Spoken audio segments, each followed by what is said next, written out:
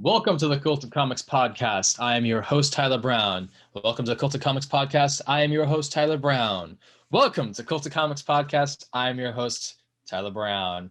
Welcome to the Cult of Comics podcast. This isn't working. People have already stopped listening Activon now. applied directly to the head. Activon applied directly to the head.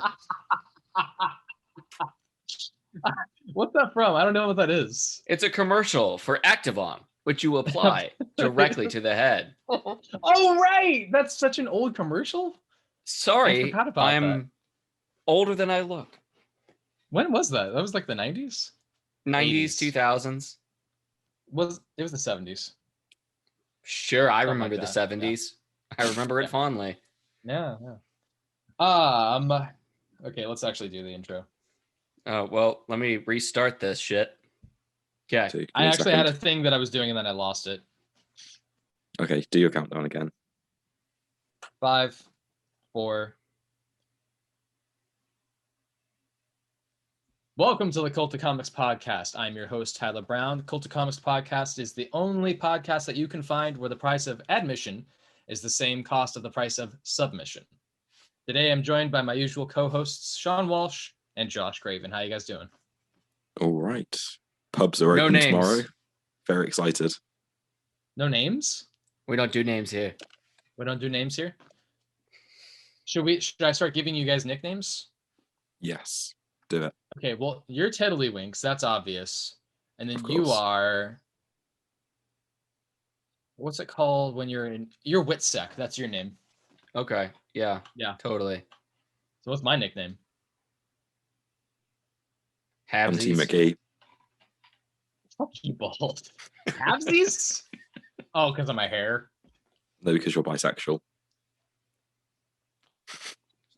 Listen, you haven't lived until you at least split it right down the middle, right in an even center. Have you considered just scarring the side of your face that's got the hair dye with acid and just Point fully everywhere I embracing go. just fully embracing you like the to comic book have character? Damn or aged? Oh, you're so mean. For those who have never been on the show before, this is a comics media podcast where we talk about comic books, comic book related media such as movies, shows, radio programs, and occasionally actual comic books themselves. And this week, there really is no news for us. Our traditional format that we've been using has been checking out what's been going on with the news of comic book media. And this week, it was really light. So usually we split that down the middle, news, and then the actual books themselves. But this week, Sean just decided to start deep throating a straw. I was hoping only no one thing was that- going to draw attention to it, and people watching video would just see that and be like, "What the fuck is going on?"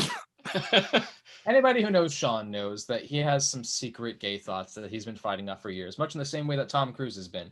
The Yeah. difference being that Tom Cruise typically physically runs away from his fears. Yeah. He Sean, does can that you... funny little sprint away from his gay Yeah. thoughts. Sean, can you do like the scream face? You know, the painting? Okay. And then, can you do the Zoolander Magnum? Where's this going? What are you trying to do here? Why are Well, you I trying was to just make him do saying, faces? your asshole is kind of the same. It's a sphincter, just like, your mouth is kind of like that. And so just think about, how much your asshole can spread. What the fuck are you talking about? What We can is cut the this shit out. You're the one bringing up sphincter holes, man. I don't know where that's usually my thing. I'm usually the one making nonsensical comments. We may as well just stop right here because any listener lost the half the room listening, already. yeah, they turned off after anal sphincter if they even made it that far.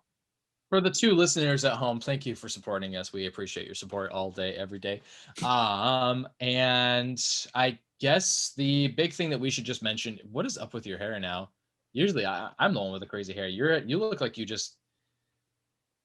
Yeah, don't do that. That makes it look worse. You look like you just... You know what it is? No, you both look insane. All right, I'm ignoring you. The only news that we can really talk about this week is going to be that apparently there's been an announcement that there's going to be Lady Bane, Bane's daughter, in the upcoming issue of Joker #2. That's even worse. Don't do that to your hair. You look like you belong in on Willard. set. Yeah, you look like Willard. No, you know what? You look like Oliver Twist. You look like you're about to go. So please, can I have Lisa, some more? can I have some more? Like the opposite of Richie Rich. Poory poor. Poverty Thanks for McGee. insulting me. That's pretty Please much the don't. only Please donate announcement to our for news. Patreon. I need money. I'm Poory McPaw. This is the only way that we can get food into Sean's tummy is when Exactly. giving him $1 from Patreon. I'm wasting to him. away. Yeah, you're withering away eating your McDonald's right now. Yeah. What Sponsor do you us. guys call News, right? McDonald's? We were going to talk about the news. What, Yeah, what do you guys call McDonald's over there? McDonald's. We call it Mickey D's over here. Yeah. Sometimes we say Mackey's. That's cute. All right. So cute. It Mackey's. is. So this week is just going to be talking about the comic books that we read this week. It's been a hefty week for me. I would say that this is despite the fact that I didn't get most of my physical copies of stuff. I actually still got a pretty hefty amount. I'm going to show the camera right now. That's an Yeah. absolute unit A of a lot. pile. I am also an absolute unit of a pile. A lot of comics for me. One might say that I'm an absolute unit of a Gomer pile. Yeah. Anybody who knows what that is also old. God damn it. No wonder I don't You're understand welcome. it. That's an old show. It's an old movie. Franchise, actually, isn't it? Yeah. It started with Yeah, the it Andy is. Griffith Show. Did it really? Yeah. No, I didn't know that. Okay. My dad used to call me Gomer Pile all the time growing up, and I didn't understand it until I was a full-grown adult, I think. Yeah, so I guess we can just jump right into it.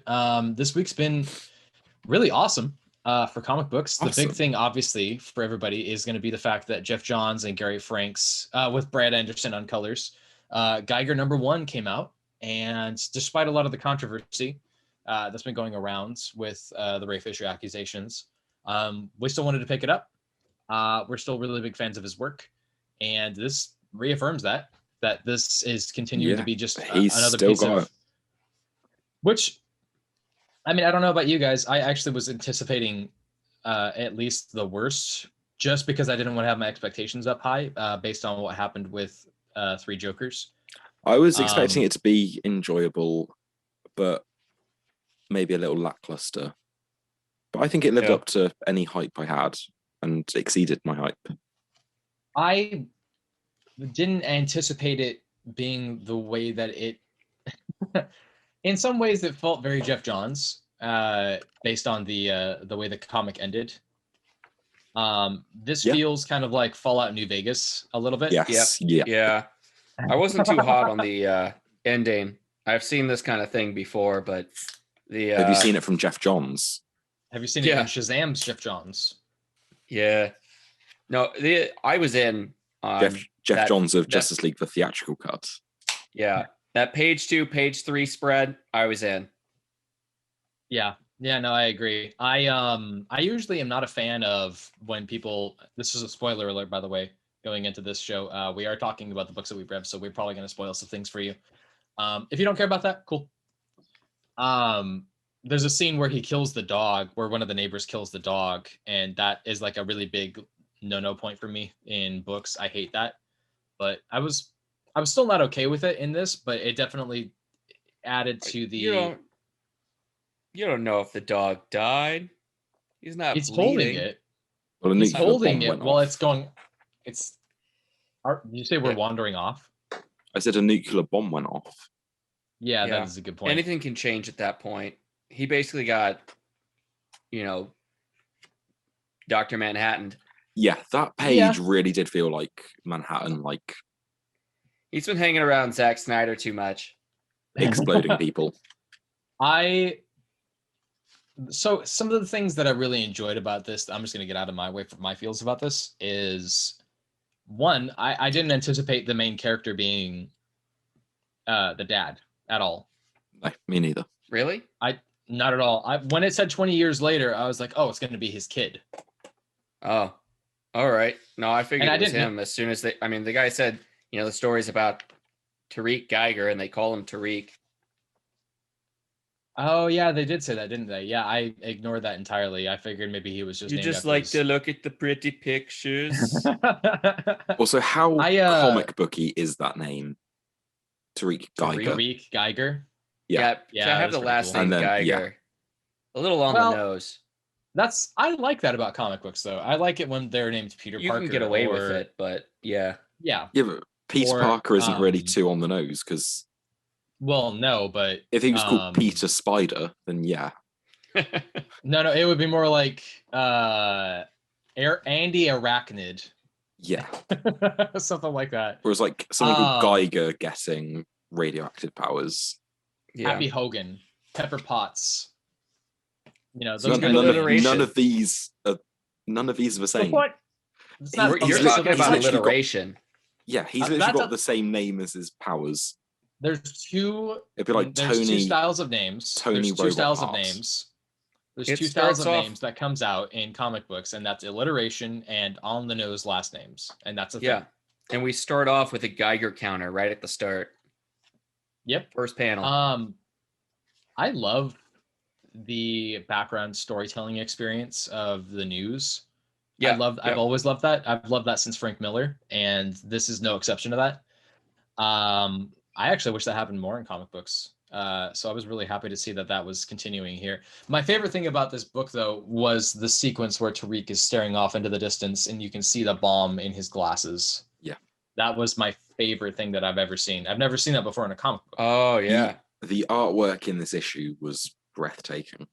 It Absolutely. just glows. Yeah, I think Gary this comic Frank. might be radioactive. I hate you. This comic's Like, radioactive. this is Gary Frank at his best. Like his work in Doomsday Clock was next level, and this seems like a progression on that. Yeah. I agree. I think that this really has a lot of potential in the future, and I think that there's still a lot of potential for it to fail. Is this a because of- 6-issue series, or is it? God, I ongoing? hope not. I don't know if it's been said how many issues there are. No. They haven't announced it being a limited series, and typically they would say like 1 of 4, 1 of 6. Yeah, but remember the whole thing with Decorum, where like issue 3 was solicited, and it was like 3 of 7. Hmm. And before Yeah, that, it that's a was good built point. and ongoing. Like with I Gary don't Frank remember as well, that. he's a very slow artist. So whether they do Yeah, but- one arc and then have a big gap and then do another arc, They've been working on this for a year, so they at least have a year's worth of work done. okay. So for Gary Frank, that's about 4 issues. Yeah. Well, Yeah, good they've point. only solicited. I mean, we only have through June solicits, so that's only Yeah. issue 3. And typically what we would expect for an ongoing from Image is that it would be one artist. That's it. But I mean, things are changing now. It's still a possibility for someone to pop in. Look at Department of Yeah. Truth. We've had 2 new guest artists. Yeah, like unless they do take just a break between arcs, which I'd be fine with. Mhm. Release 6 issues a year and make them this quality. I would prefer if it was, maybe around the 10 issues a year Gary Frank can't format. hit Take that. too much. Gary I Frank disagree. cannot hit I that. think that he can. I think that the problem is that DC, we all know, Marvel too, the expectations for scheduling is all over the fuck. And I think Yeah, that but it there's was a lot of pressure. it was a bi-monthly book. It wasn't billed originally as a bi-monthly book, remember? No, they released 3 issues and then it went bi-monthly. And Gary Frank, you could see the artwork he was posting on Twitter and teasing and stuff, and he was Yeah. not very far ahead at all. Something must have been going on. I mean, if I might, Well, the common denominator DC there. started releasing it early. Yes, they did. But at the same time, I think that the common denominator there of issues that was being run into was Geoff Johns, because the same issue was happening with Shazam. So, Yeah, I mean, this was all within the last year because we've all been talking about it, So it would make sense if there was some sort of issue that he was running into for deadlines. Maybe he was focusing too much on the movies or the shows. I mean, I know that he was trying to get Stargirl up and going, and that finally took off. He also worked on Wonder Woman as well. I don't know how much he had to do with 1984, he was script writer on it. which is weird because that movie was just not very good. But again, I don't want Geoff Johns doing movies anymore. I'm tired of him doing movies. I'm happy Mad Ghost is finally, out and running on the ground, because I want to see this production company really. Like we've got one book stuff from it. We've had another book announced from it. Yeah, please. Actually, let's do that now. Let's announce what that is going to be. It's going to be Tomasi and so Peter J. Tomasi and Brad Walker are releasing a series called Snipe and Slug. And we've got That's what it was. a preview picture. He's the gun, she's the bullet. And it looks like he's a sniper with a scent, his little partner is the physical bullet. That you know what Do it you makes think me she think can of? shrink and That's what I was thinking. It makes me think of the Crime Syndicate's version of Johnny Quick and you know what I'm saying? Atomica. Yeah. So I think that it's going to be kind of like that. Yeah. That's going to be a rough ride. Like, he's got that little capsule on his shoulder for her to ride in. It's going to be rough. Rough Riders Ride. Yeah, I'm a fan of Tomasi's work. Tomasi's a great writer, and to see him do something creator-owned, has he done creator-owned work before? Tomasi? I don't think so. If he has, I've never read it. Because he was an editor at DC before he went on to write books. Was he? I thought that, because, okay, let's see here. He and Pat Gleason were working on a book. It was Green Lantern Corps at the same time that Geoff Johns was doing GL. Tomasi wasn't on it originally, though. It was Dave Gibbons writing. All right, and then he did some artwork with that too, right? Maybe. I fucking love the Green Lantern Corps series. That was a great series. I need to get around to reading it. The whole thing from start to finish is good, honestly. Yeah. Anyways, we should go back to Geiger. How did you guys feel about the kid that would be king? It felt very Geoff Johns. I'm not a fan of that style where people take over a certain location and then, adapt their persona or story to match that area. I mean, it is a comic book, so I feel like I can forgive it in a certain, with some aspects of it, but I feel it feels a little cliche.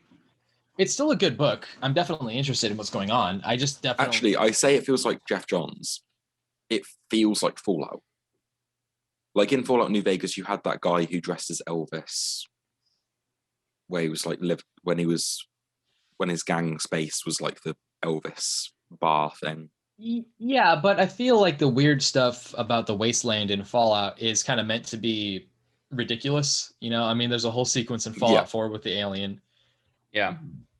But even then, it's only been 20 years. It's not been 100 or 200 years. And we're on King 7. Very short reigns by all these folks. I feel like that's going to be explained. I should hope so, because that's definitely something that needs to be explained. I also want to say, by the way, that this is really awesome to see that Geoff Johns is doing another Middle Eastern character, because that's something that he has been focusing on, because he's Lebanese. He created Simon Baz. One of my favorites. One of my favorite Green Lanterns. Jessica Cruz is also one of my favorite ones, but I'm kind of tossed up between the two of them because I think they're both interesting. I just don't think they're utilized very well. Yeah. Jessica Cruz is mostly Hispanic, right? Is she anything else? I think she's like Mexican American. Okay. I can't remember if she's a mixed race or if she was just Hispanic. Either way. I think that this is it's a really good point too. Like, how many Middle Eastern characters can you actually think of in comic books? You've got Simon Baz, this guy, Sand, you've got Miss Marvel. I can't think of any more. I can't think of anybody else. That's a really good point to be made. Even Simon Baz's origin story is a really good storytelling experience of just the importance of having and his first issue where he gets arrested and it deals bombing and everything. Yeah. It's interesting that Geoff Johns is he cares a lot about painting certain kinds of storytelling experiences with that racism, like so in this book when the white Karens, male and female Karens, kind of come up to him. Which, by the way, I don't know if this is just me. Yeah, I know exactly what you're going to say. I think were you going to say that? Okay, hang on. During the they Black look Lives Matter like protest, the two. Yes, that's guns, exactly what I was going to fucking say. These guys are totally modeled after them. And if they're not, then I had to go back and see if they were drawn like them wearing the same clothes, but they're not. Yeah, I know what you're talking about. Like they don't look like them. I'm sure that they probably wanted to avoid getting sued because it's they're close. The guns they've got are the same. Is it really? Yeah. That's fantastic. Yeah. What about the car? How much do you think that's Audi, isn't it? How much do you think they paid to be in that one panel? Apparently with drawing stuff like that, it's okay to do because that kind of falls under the fair use laws, because it would be kind of ridiculous to constantly need to like create new things in the world, because if you're drawing a fucking McDonald's arch, you shouldn't have to pay them necessarily, right? Because you're not advertising them, you know. Then I kind of like when they do like slight twists on it. Like, was it Shadecraft last week that had like the pair computers? Yeah. Yes. Yeah. Yeah, I like that style. That's not the first thing to do that either. No, I know I've seen it places before. Yeah. What do we think about how this world has been built so far? Because like the things that I'm enjoying about this is it feels like a good setup to a strong story. Yeah, I'm kind of worried about it following up and being a little hollow. It's definitely a risk. That's kind of what I mean. You know, like you've already got a bunch of stories out there like Fallout, like we've said, and people are going to compare that now. But I think it's got an interesting character. Like his story is quite tragic. He's like, what can I compare it to?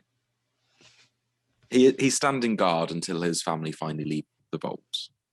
It reminds me a little bit of maybe Doctor Who when Rory was like the Centurion looking after the Pandora's box thing. Sure. I think that something that I've come to understand about Geoff Johns is sometimes his number ones don't always impress me, but I know for a fact that it typically has a pretty strong payoff. The developments that happen in the stories are always very impressive to me. They always end up going somewhere. There's always something that happens that's interesting. There's never a point where I've read a Geoff Johns book and been like, well, this went nowhere. Like even with his kind of so-so run on Justice League, at least a lot of stuff happened with that, you know? Yeah. He introduced Cyborg's first real villain. As well, it would have had payoff because there was stuff teased by him with Mr. Oz and stuff in Darkseid War that then sort of got cancelled and went nowhere until we came to Doomsday Clock and Three Jokers. Mm-hmm. Like if Rebirth hadn't happened, it would have been very interesting to see where those plot points led to. Yeah. I kind of think of like I Am Legend, the Will Smith movie. Yeah, okay. I see bits of that. Especially with the dog. Mm-hmm. The two-headed dog. Yeah. I like how they had two food balls as well. Yeah. Yeah, that was pretty funny. Yeah. I'm kind of hoping that some of this, you know, that at the very beginning with the TV and all those, 6 different little bits, I hope some of this flavor text comes back at least a little bit. Like, I'm sure we'll get a little bit more about Junkyard Joe, this comic within a comic, because it seems to be all over the place in here. But I'm wondering if some of these other little bits will appear again. That Junkyard Joe does remind me of Fallout as well, where you got like a little pop figure guy. Yeah, that's the comic on the back. That's all kind of like Beetle Bailey. Or yeah, you mentioned Gomer Pyle earlier, so it's kind of like that too. Yeah, I feel like the little bit of Gomer Pyle, little bit of like he almost looks like Charlie Brown when he's getting his head kicked. See, I don't even picture Charlie Brown. What I picture, what's the name of that British character? He's got the cap; it's always below his eyes, and he's always like at the pub. No, not Tintin. That's the opposite of like what I'm talking about. Tintin is like a wholesome kid. This is like the story of like a dude. He's always got the newsy cap and it's always covered over his eyes. And he's like, "Oh, come on, love, just one more go around." He's always at the pub. playing darts or something. I It don't kind of know. makes me Yeah. think of that. Is that his name? Now, He was- the only thing I can think of is You know what? You'll recognize him from this. He was in an episode of Family Guy as like a side joke, and then like he tussles with his wife, and Quagmire gets involved. He gets kicked out, and Quagmire goes, "Did I just have sex?" well, I thought you were gonna be like Popeye the Sailor Man or something, but Not really. I don't really see Popeye, but regardless, No. I feel like this is just like another one of those world building elements. I mean, yeah. Yeah, I couldn't really see any connection between the comic, or it's saying it's by Maury Muddy Davis. They focus on him a lot. The newscast was about him passing away right before this happened. I don't really see any connection to the creators of Beetle Bailey or anything like that. well, I'm wondering if there's some influence about like what's been going on with Rorschach with Tom King right now, because something that I've really enjoyed done with Geoff Johns is some of the background plot that happens that you just never actually get to experience, but you hear secondhand. Mhm. Like they had that with Doomsday Clock. With do you remember how Putin was in Doomsday Clock? I'm never gonna Yeah. get over that. I'm never gonna get over that. I've never seen that done in a comic before. I loved that so much. They had to get it approved by Putin's office before it was allowed to be released in Russia. Are you serious? Yeah. Oh wow. Okay. Alright. Because I'm pretty sure that caused the whole issue to be delayed by a week, just them getting authorization to have Putin in there before release. You know what I found out that was fascinating? I'm doing I'm back in school again, so I'm taking visual journalism in one of my courses, and we did a breakdown of a famous photo, and I chose to do a photo of the Obama administration Situation Room, where Osama bin Laden's raid happened, and then he was killed. So in that photo, Hillary Clinton is cupping her mouth, and she's the only one who's like in shock and awe.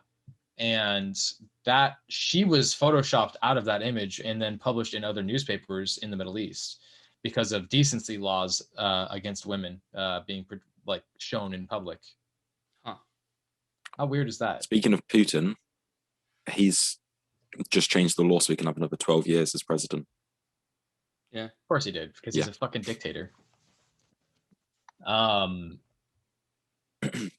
last thing I wanted to ask about this is that the three guys at the beginning of the story in their hazmat suits, they've got the logo KI printed on there. I'm thinking that might be like King's Infantry. Oh yeah, that's really smart. Okay. Where does it say KI? So if you go to the 20 years later page, which is like page okay.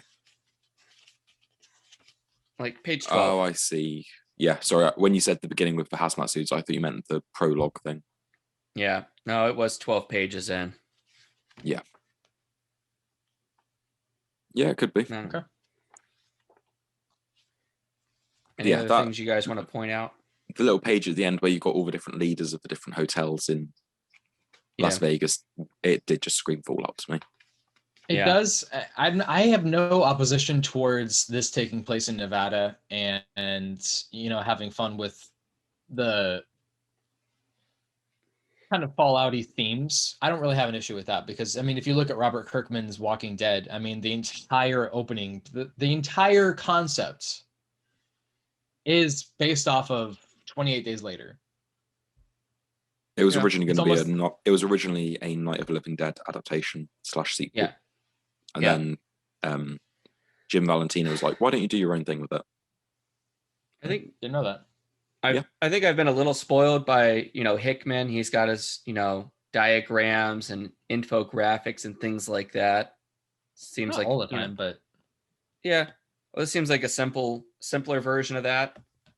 And, he's kind of like, did we talk about decorum last week? Yeah. Kind of. Or it seems like he's kind of like, we use all the pieces, if we kill a buffalo, we use all the pieces of the buffalo. Sure. If he shows something in the pages, it gets used somewhere else. So that's what I was kind of hoping, that some of this flavor text that we see in like page 4 would be used later on. What do you mean in specific? I don't know. Like I said, they went in with the Junkyard Joe, and it pops up several times in this issue. We've got the back strip talking about, the creator dying. That announcement right before the bombs go off. I think this I'm is wondering- stuff that's going to be used later on, though. I think that's what I'm but trying if it to was say. Is like, if it was a Hickman book, all of these things would be relevant later on. I mean, I see what you're saying. So I mean, but is Geoff Johns known for that sort of thing, or is it just funsy kind of stuff? It kind of depends on what it is. Yeah, he has foreshadowed stuff with some before. stuff. Yeah, a lot. He's a really big. He's basically Foreshadow Freddy. That's basically what he is. Freddy Foreshadow. Sorry. Yeah, I would say the big difference between him and Hickman is Geoff Johns is very much a comic writer through and through, whereas Hickman is an artist. Yeah, he's a visual artist that tells a story around. Okay, here's a good comparison in my mind. I would compare it to Kubrick versus, say, Quentin Tarantino. Both have visual elements, but one is very clearly more artistic than the other. Yeah. You know what I mean? Yeah. Yeah. Or maybe like James Cameron, maybe, where one is, he'll tell like the greatest action movie you've ever seen. But yeah, no, I actually agree with that more. It's less intricate, whereas Kubrick, everything was so intricate and methodically done. Yeah. Well, because like Kubrick, when he does his stuff, it's down to how he frames the camera angles, how he centers things in the room. Cameron is very much like, if something's going to be on screen, it's going to have some sort of like an impact. There isn't any like loose throwaway stuff. It's very, and I mean the same thing with Kubrick, but Kubrick's is all, how can I tell a story without the story being told right now? Like the sequence, like where he's going up on Jack typing on the typewriter, all work and no play makes Jack a little boy in The Shining. It's an ominous tone of him just typing alone silently in the room, or the way that the sequence where Tom Cruise is walking throughout the house of the orgy house where everyone's wearing the mask in Eyes Wide Shut. It feels scary in a way. And Hickman kind of does the same thing in a way, because when he does his books, it all feels really fucking random, but you know for a fact that it has a lot to do with what's going on. You just don't understand it quite yet. Like, it's going to pay off either later, or it's going to be something you because like the first want to go back and read. The first 4 isses of Decorum I was so lost in, or like the first 3 maybe. And Yeah, then it does come full dense. circle at the end. Yeah. Yeah, they are. But then as it explores the world and begins to world build a lot more, you understand where all these pieces come into play. Yeah, rereading it is much easier. It feels like a really, really good anime. You know what I mean? Like, you almost feel like, I expect this to be kind of weird because it's an anime. But then when you read Hickman's book, it's kind of the same thing. It's like, I expect this to be kind of crazy because it's Hickman. But there's just a way of doing it that feels exciting. I hated his stuff at first, but man, going back to it now, I love it. You develop a certain standard for what you expect from him. Yeah, absolutely. Yeah. You kind of tune into it. Should we move on? Yeah, let's move on. Cool. Go ahead. So this takes on to The Silver Coin #1 by Chip Zdarsky, and I believe the artist was Michael Walsh, was it? It is Michael Walsh. Do you know him? Oh, it's my brother. Do you have any siblings? I've got a sister. Oh, right. Okay. I'm so sorry for her. You should be. Yeah. I'm a terrible brother. Full announcement. I obviously didn't get a chance to read this. Because he's terrible. I ordered it and it didn't show up. It's one of those that sold out in my shop. I didn't get Geiger physically either. And I couldn't find it online, so I just didn't get a chance to read it. I ordered both of these months ago, like maybe in January, and I still don't. They haven't been dispatched yet. Yeah. It just says processing, and I'm like, when am I getting these? So I had to, I double dip for these two and got them on Comixology. It is a surprising. It's a 5-issue limited series, correct? Yeah, and every issue, it's an anthology series, so every issue is done by a different creative team, focusing on this silver coin. How are we? I've never seen Michael Walsh's art before. Tell me about that. It's really good. nice, and the colors as well are very expressive. Every Yeah. page has its own tone. Every Yeah. page is the same color palette, and then the next page is something different. Or they go 2 pages. The art reminds me a little of maybe Raphael Albuquerque. A little. Yeah. Like in So the we go looseness from- or We go Just from in pinks and style, a little. blues to yellows and greens to just red.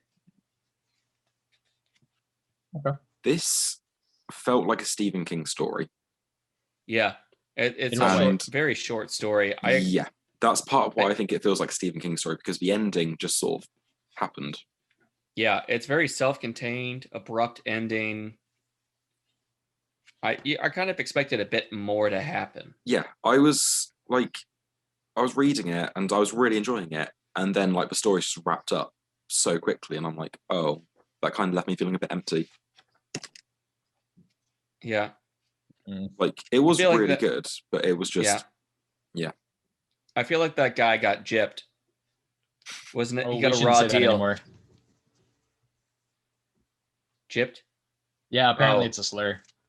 Okay. Okay. Don't get me wrong. I have no idea why it is. But It somebody told me it probably- was. I'm sure I would take a guess and say it's probably derived from like gypsy or something. Well, yeah, it is derived from gypsy, but I found so I found this interesting. I found out that the origin of the word gypsy is a slang term derived I told you this. We'll say it anyway. to describe people who came from Egypt. Yeah, however, they came from Romania, not Egypt. Yeah. So it's and kind it of a was like racial slur. Yeah, because it's like a loose description of people who were brown skinned, I guess. And don't get me wrong, Josh, I'm not offended by that personally. I'm obviously a white person, and I also have Romani history in my blood. So Yeah. Don't- All right. I'll pick a different word. He got ripped off. He got a raw deal. he got raw dogged. Yeah, he did. I think He he's got pretty well shawned. done. Sorry, I said he got shawned. he did. Learn something new every day. Yeah, I feel like, how many pages was this? About 30, 32. 32. Was it? It was Okay. oversized. Get my money's worth. This should have been 48 pages, because it could have fleshed out the story a little more. Because I do really like what it did. I like the art, I like the writing, I like the story overall. But It's 22 pages. on Comixology it says 32. I guess it's got some stuff at the end, maybe.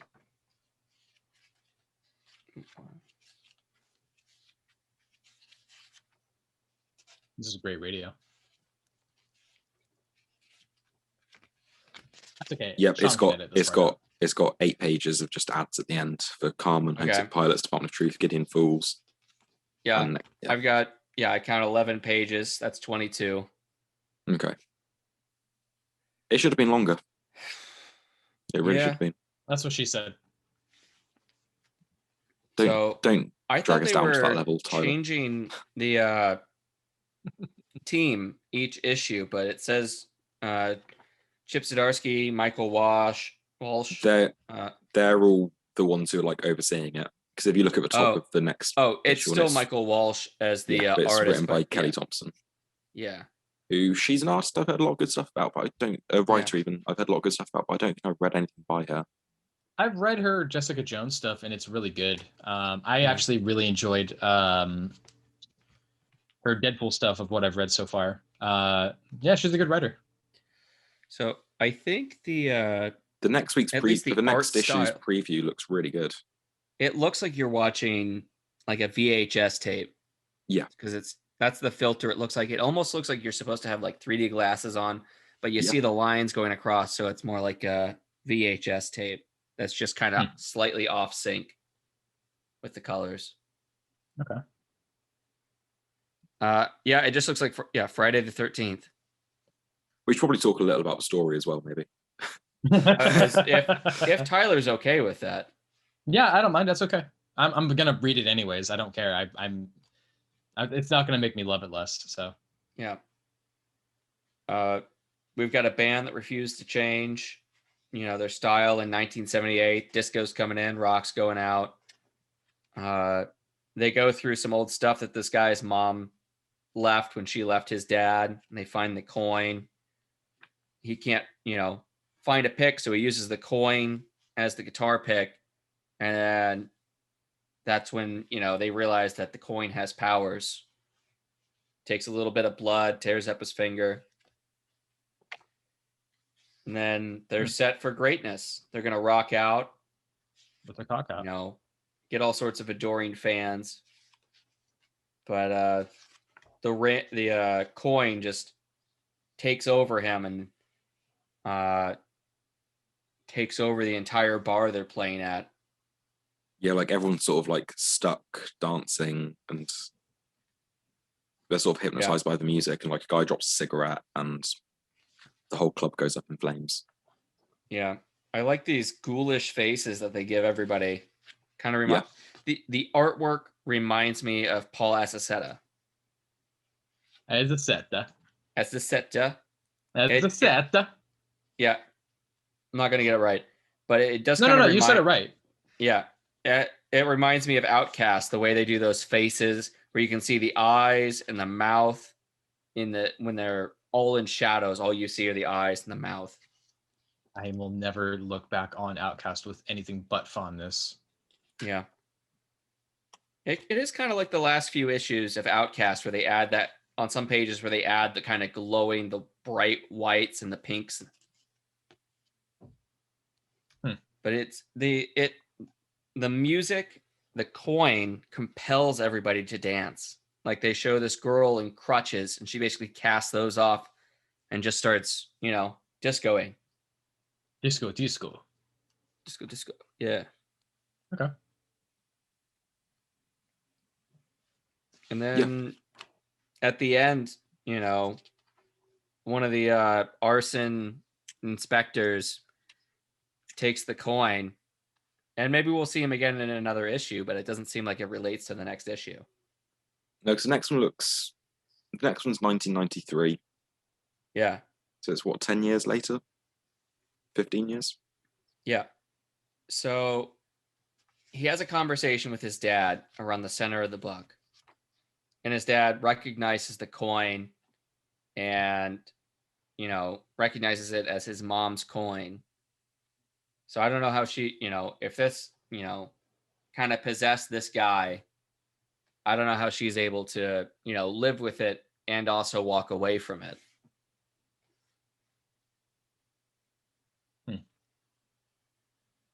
Yeah, I don't know.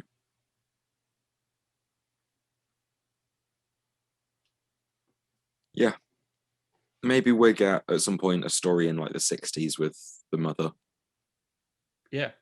We get like a non-linear story going backwards and forwards through time, showing the coin. I don't know. Yeah. I did enjoy it enough. I'm going to keep reading it, and the creators coming up. Yeah. Look great. It'd be nice if like the stories kind of bookend into each other or intersect at some point. Yeah. The first two issues of Ha Ha kind of intersected just a little bit, but issue 3 didn't. Just have to wait and see. But yeah, I did enjoy it. Yeah. Okay. So it's a good story. I wanted a little bit more, but it's definitely good. Gonna keep reading. Kind of weird that Chip Zdarsky did the one big issue, and it seems like you guys want some more of that. Do you guys feel like there was like more that could have been done, like as far as like it was just the content or page? More content. It could have just been more page to spread it out a little bit. Yeah. Just because the ending so just you guys felt say very different things. It was just the ending I had a problem with, where it just felt very abrupt. And I just would have liked it fleshed out a little more. Well, they've got this idea of rising to stardom, and you think, if you're getting a, deal on this coin, you'll really, we'll take it all the way to the top. But, he kind of peaks really early, and then it just takes, everything away from him. Sure. Okay. Shall we move on? Yeah, we've got Nocterra #2 next by Scott Snyder and Tony Daniels. This is continuing to be a really good series that I did not think I was going to be into. The script is still kind of okay. but it's still really good. Yeah, I feel like even though it's sort of high concept, it's still kind of being very human instead of being very like. It doesn't have all these big action set pieces that are very incoherent to follow, which Snyder does fall into a lot. Yeah, There's a lot of character moments in here. in a way, I kind of hope he does go a little big, like later on down the road. But as long as it makes sense. Yeah, no, absolutely. I'm not trying to say that he should do it like right now, and it shouldn't have any. Let me put it this way: Undiscovered Country has started with a very simple concept that went in a direction that you really didn't anticipate, but it's still really enjoyable. And I kind of look to his run with Batman, for example, and you see how it starts really grounded and then it kind of builds from there. And next thing you know, it ends up being I'm Batman. I'm going to make a Batman engine so that way I can make more Batman to create trauma and induce that trauma into other people so they can turn into Batman as well throughout time and space. Like, how is that a thing? That's a real thing. He really made a Batman engine so that way he could induce trauma into people to make them Batman. Wow. It's not just regular people, it was clones.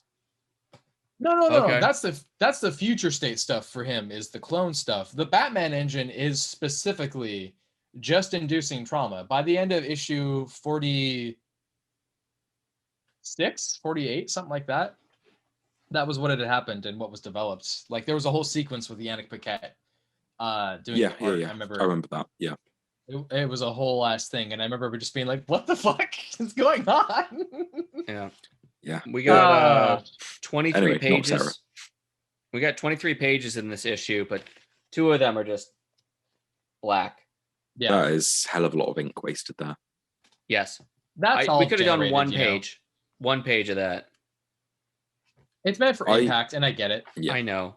I really like the next page where you've got like the tree with all the neon lights on it. Oh yeah. I really did like that. Yeah. So it'd be like a cool place to visit, like now. Yeah. The thing I'm trying to get at basically is that kind of what Sean has said before. A lot of times Scott Snyder goes way off the rails to the point where it's just like insane. And that was what I was agreeing with. But I think that in this storytelling experience, it makes a lot of sense. You've got a very simple plot, that feels kind of very Mad Max. And I think it works here. But I guess what I'm saying is that if he does want to go insane down the road in this kind of world, I'm okay with it. And it's a comic book, so it's okay.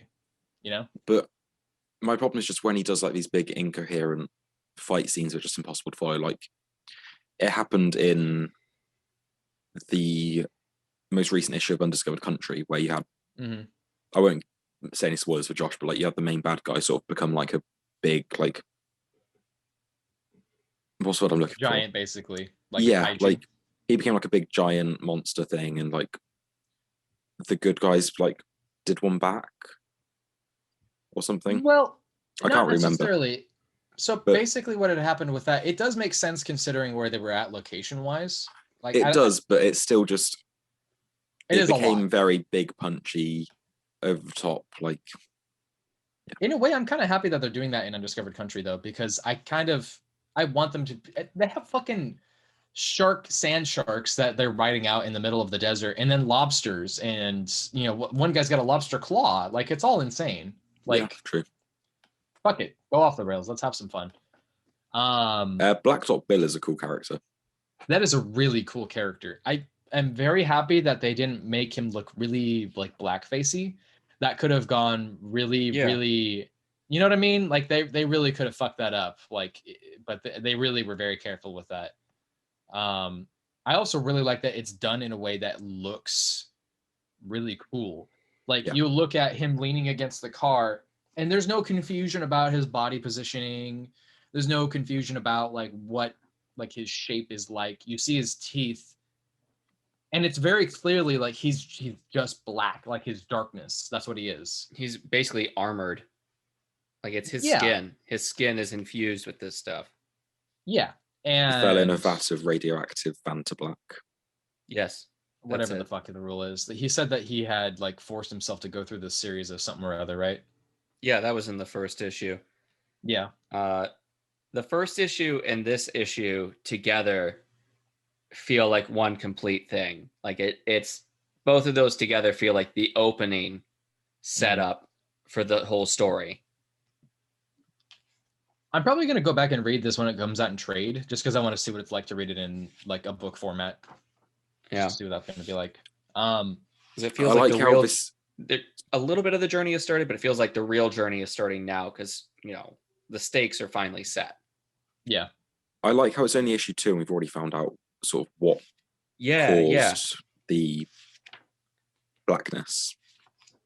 I actually feel the opposite. I kind of wish that they had paced that out a little bit. Like, I don't resent them for doing it, but I usually like a slower burn stuff. I like it when it's like revealed later on. Like if they reveal something, it does feel like it's let's get this out of the way now and get into the story. Yeah, like it makes me sort of wonder where the story's going to go now. Because obviously, the first issue we're like, oh, what caused this, and that's already addressed here. So it's like, what is the story going to focus on now? What is not the mystery of the origins? It's going to be focusing on the characters and what's going on with this. Yeah. No, I agree. If Image keeps putting out stuff like this in Geiger and Department of Truth, I mean, at this point, I mean, I don't mean this with any shade. You can't forget Josh's favorite book as well.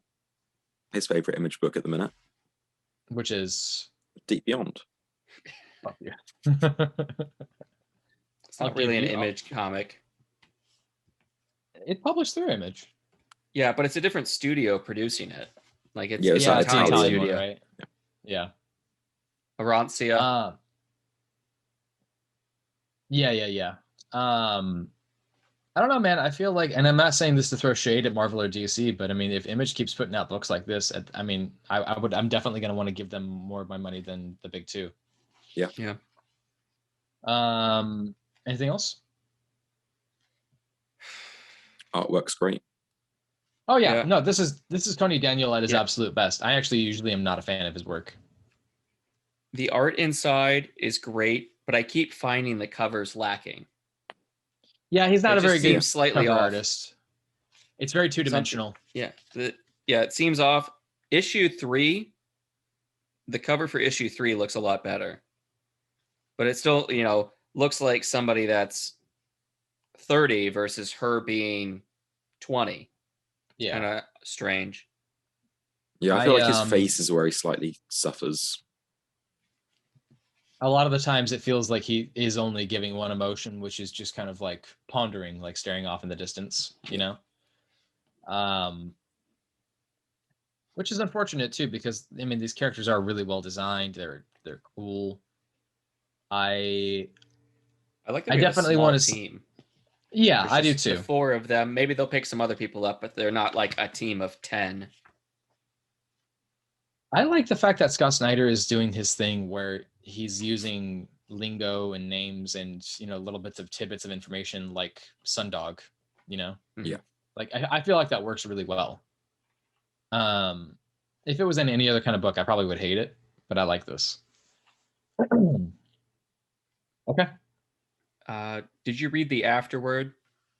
The little no, I didn't. Thing from Scott and okay. Scott and Tony, they said, thank you.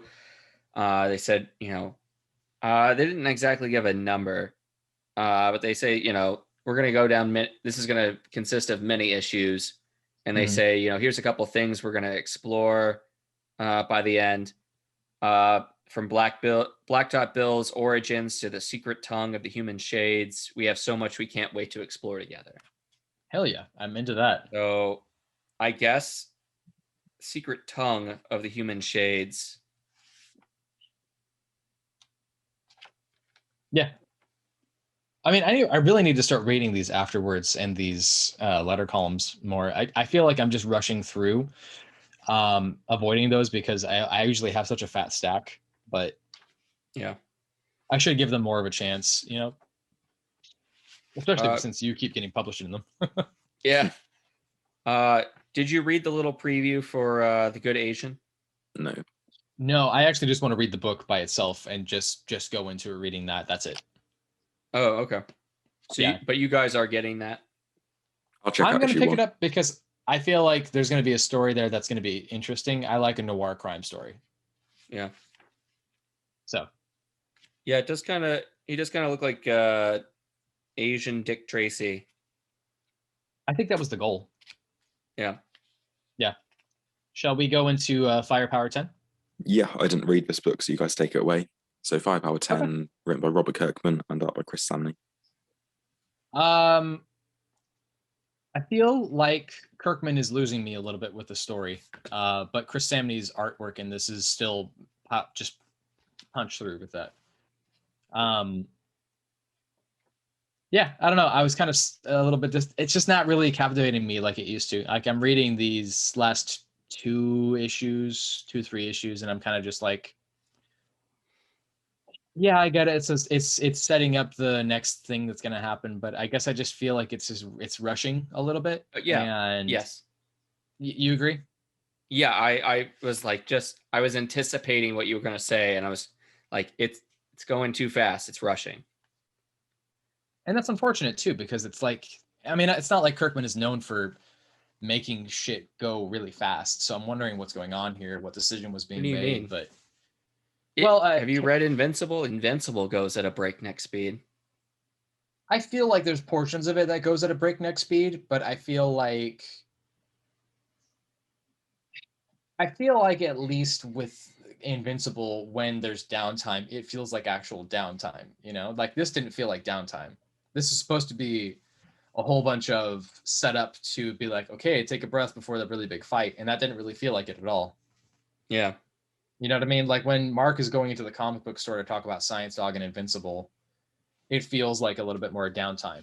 You know, when he's hanging out with his family and trying to remember when he loses his powers and he can't have sex with his wife? And it becomes a whole like emasculated thing.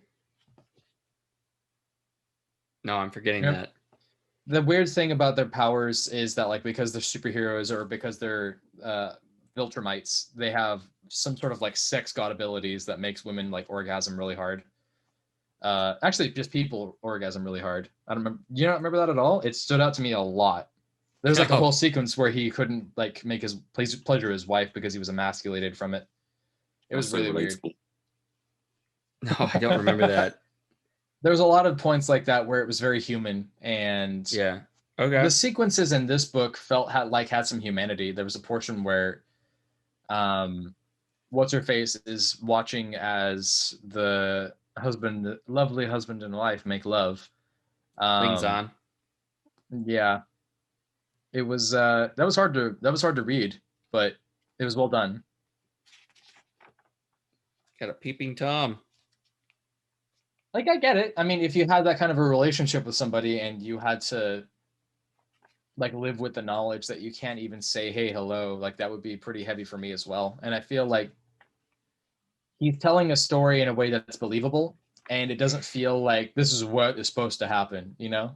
And I respect that he's doing a good job with it. I just don't feel like it's pacing in a way that makes me feel interested still. And it's unfortunate because I was really excited by this book at first. Yeah.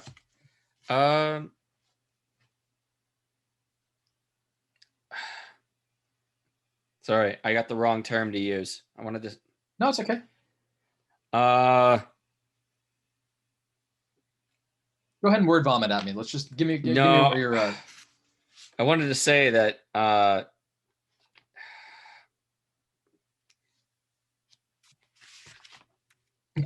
You're just scoffing and sighing at this point. This is the best kind of radio you can have. Yeah, sorry.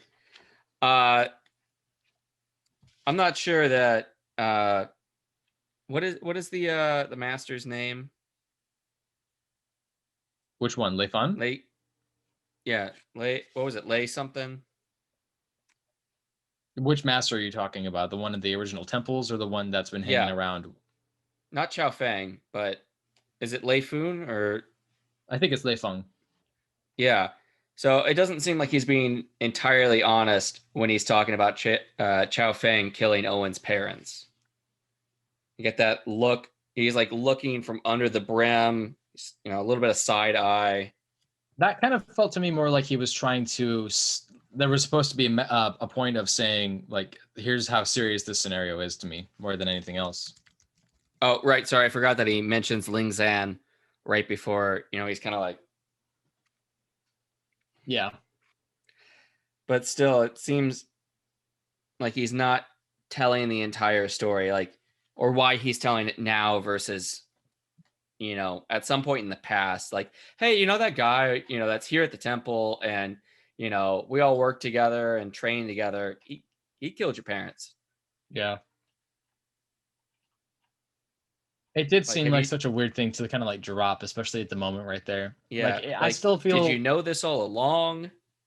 Yeah, that's a weird thing to kind of just drop. I'm wondering if there was, like, is this supposed to be a moment of, hey, let me reveal this to you because this is going to have a heavy impact on you moving forward to the fight. No.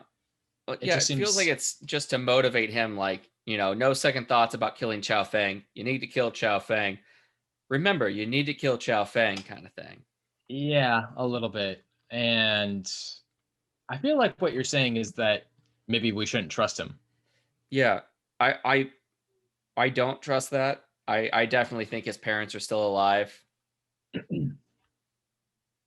I'm wondering if both of these clans are in conflict with each other and he is just like caught up in the middle. Like, is he just an innocent bystander who ended up being... You say Owen is an innocent Yeah. bystander, or... Okay. Well, maybe not an innocent bystander, but like the poor fucker who got dragged into the middle of it, between two bad clans for all we know. Yeah. Well, he sought them out. Well, it's just interesting to me because I don't know at this point the only people I know for sure are the good guys is Owen and his family. Right? That's all I can confirm at this point. Yeah, I think, well, Ling Zan and Ma Guang, I think we can trust them. And yeah,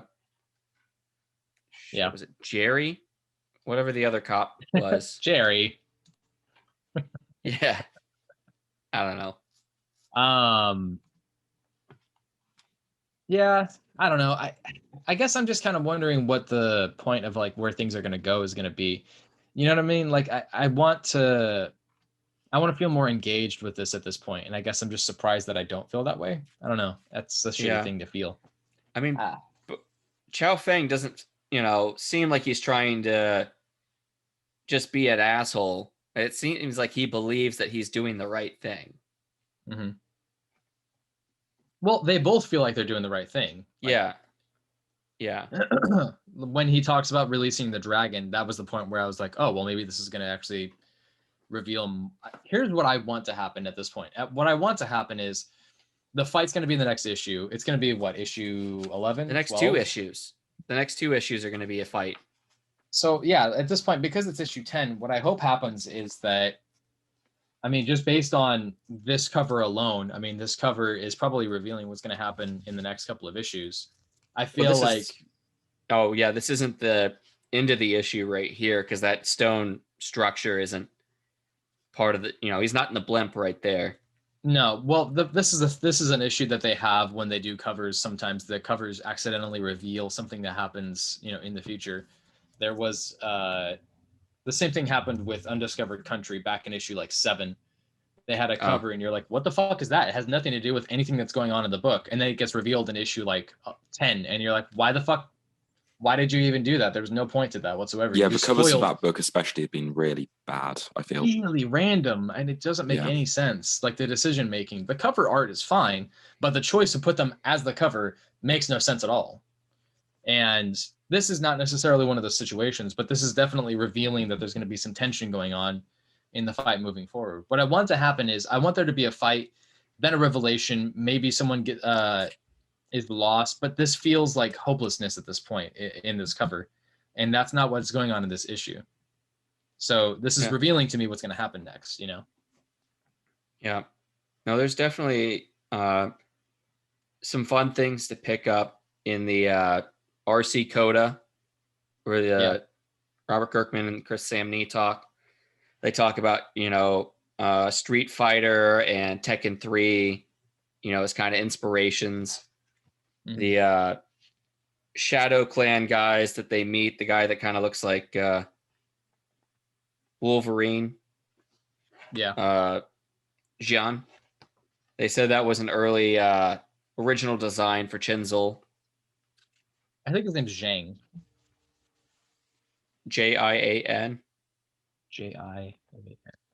Jean. Yeah, that I feel like maybe, I don't know. I'm terrible at pronunciations of this stuff. Yeah, I don't know. That I feel like that's all the thoughts I really have about this. Why didn't you read it, Sean? Because I didn't get a chance to go to my shop to pick up the. Oh man, you Comics really I didn't get get anything, did you? No, I read some stuff digitally, but like a few physical Yeah. ones I didn't get around to. Yeah. Okay. Goddamn pandemic. So, we've got issue 11, the oversized issue number 12 to contain all of this battle. Yeah. And then, the previews say that, this is, kind of the final battle between the two clans. Yeah. So, but the story is going to continue going on. So what do we think is going to happen next? Well, I mean, if you had asked me before the announcement that Oblivion Song was going to end at issue 36, I would have said that this could go on for a long time, but now I don't know. I mean, for all I know, this could end at issue 24. Yeah. But still, that would make us like halfway through the story. What is there, maybe, release the dragon upon the world and go after that? Are there, maybe we go and find some other clans? Who knows? Well, it's hard for me to determine what I kind of want now at this point because, I mean, with Tom King, I at least know, hey, 12-issue storyline? Fuck yeah, sign me up. That's going to be perfect for him. You sign me up for a confirmed, known ending for a Geoff Johns story that's going to be 6 to 12 issues. Sure. But if it's a continued ongoing, I'm probably going to pick it up anyways because I like his ongoing stuff. With Kirkman, I've barely read any of his limited issue stuff. And most of the stuff that I have read of his has been ongoings. Like Outcast is ending at 48. Walking Dead ended at 192 issues. I don't know what his limited stuff is going to look like. In 193. 144. Yeah. Yeah. Pedantic. I don't know. I guess I don't know what I want with him at this point, but I guess I just want him to be at his best. I don't want him to feel like he needs to rush anything. Robert Kirkman is the kind of guy who takes a very, very, very, very simple idea and then peels it away until you get it at its most raw form to provide you with a delicious piece of content.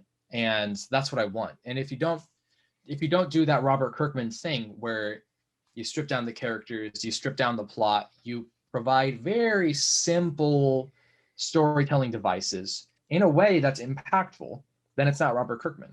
If he doesn't do those things, it doesn't. It's also about family. Family is a huge thing with him. Yeah, absolutely.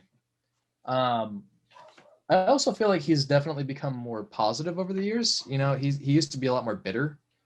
I mean, that's at least how I feel based on what happened with issue 50 of Walking Dead. I almost stopped reading it because of that. Yeah, Walking Dead. Which one was 50? That was the one with the dead baby. Oh, where they just shot the wife and the baby. Yeah. Right. Yep. He likes to go big on the big number issues. Yeah. Kill off too main characters in issue 100. Forget what they did for issue 150. It's one thing to kill characters. Is that Andrea died? She died later than that. That was like 175. It was like 180, maybe something like that. Yeah, something like that. Because that was the end of Whisper War. 150, I think, was when Rick beat Negan. Yes, something like that. It's one thing to kill characters. It's another thing for him to be like, here's a way that they were killed. They had their fucking throats ripped out and somebody fucked their throat hole to death. Shit like that. That's Robert messed up. Like, here's a character you really liked. Well, they put his fucking head on a pike and they ate his intestines. Yeah, you got to balance the Invincible with Walking Dead because a lot of the time Invincible was lighthearted, but I mean it still had its moments.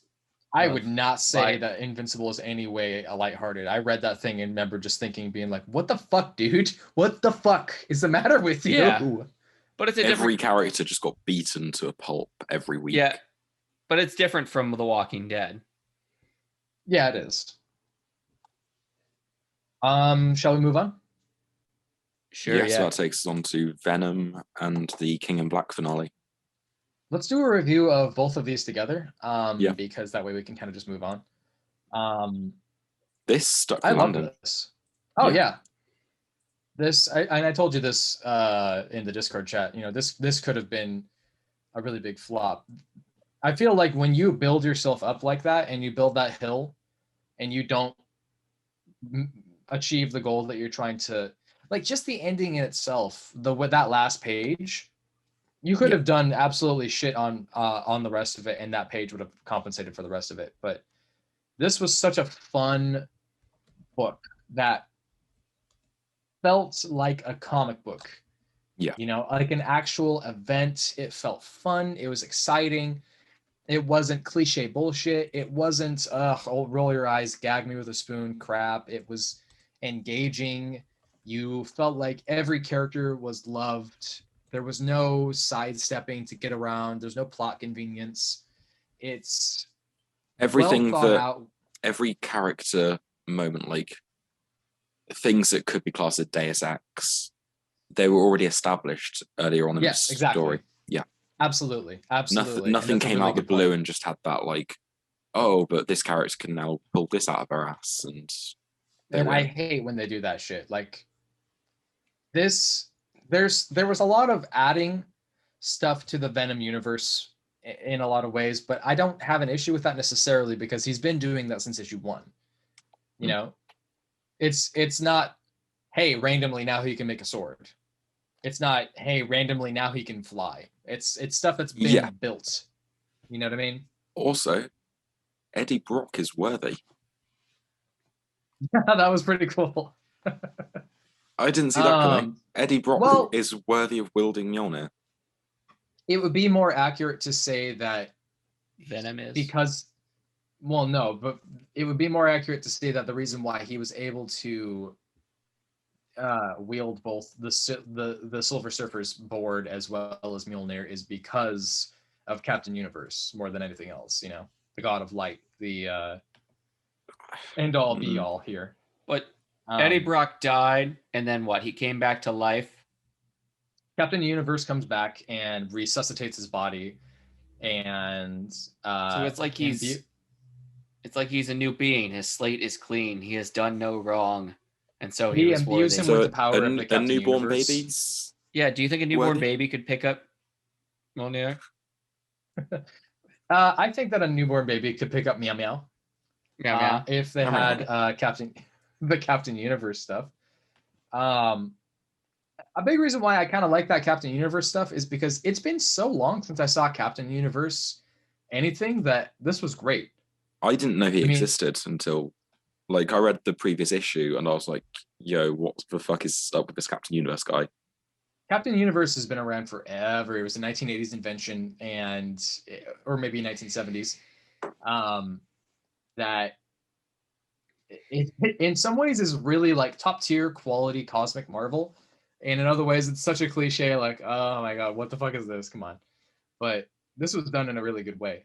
I love the design of all of the stars in Venom's suit.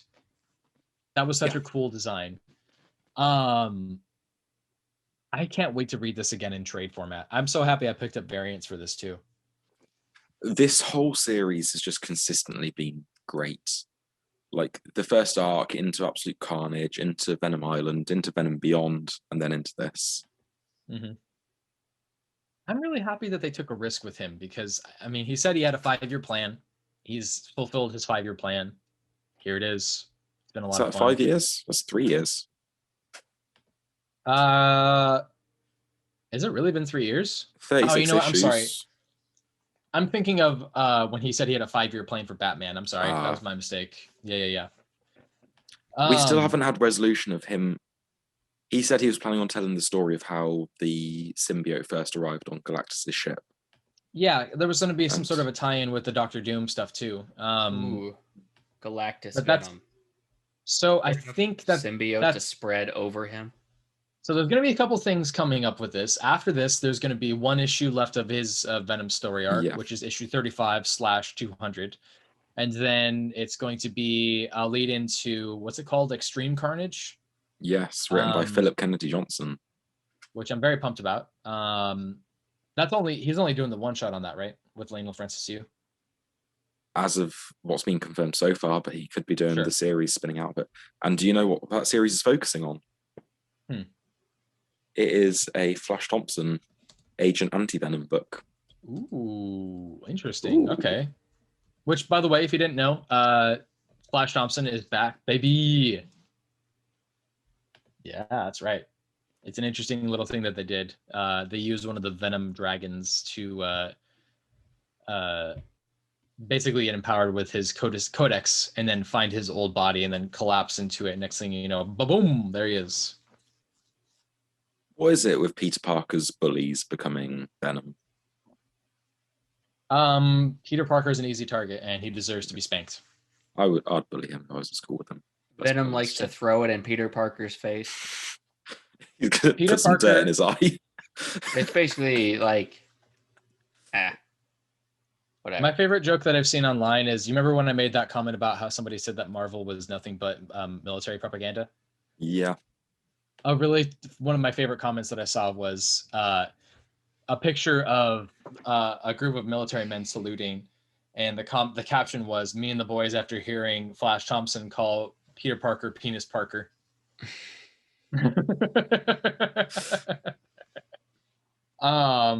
Yeah, no, I mean, I really do recommend checking this out when you can, Josh. I know that this is, the big two are not really your thing for the most part, but Yeah. this is a lot of fun. This was really cool. The artwork is beautiful. Come on, guys. You already got me doing all sorts of DC stuff. What What am I DC doing? stuff do you read? You got me doing the, Wonder Girl, Wonder Woman. Oh no, how horrible. Yeah, all the Black Label stuff. We can You throw love that it. in there.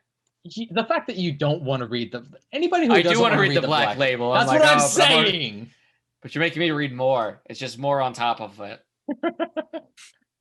Just sell one of your kidneys. But it's not Batman Beyond, guys. Man, There's, I would. there's pay an so much arc money in this for called Venom Beyond. Oh, Yeah, there is actually. There actually is. It's really cool. But wait, that's not Um, DC.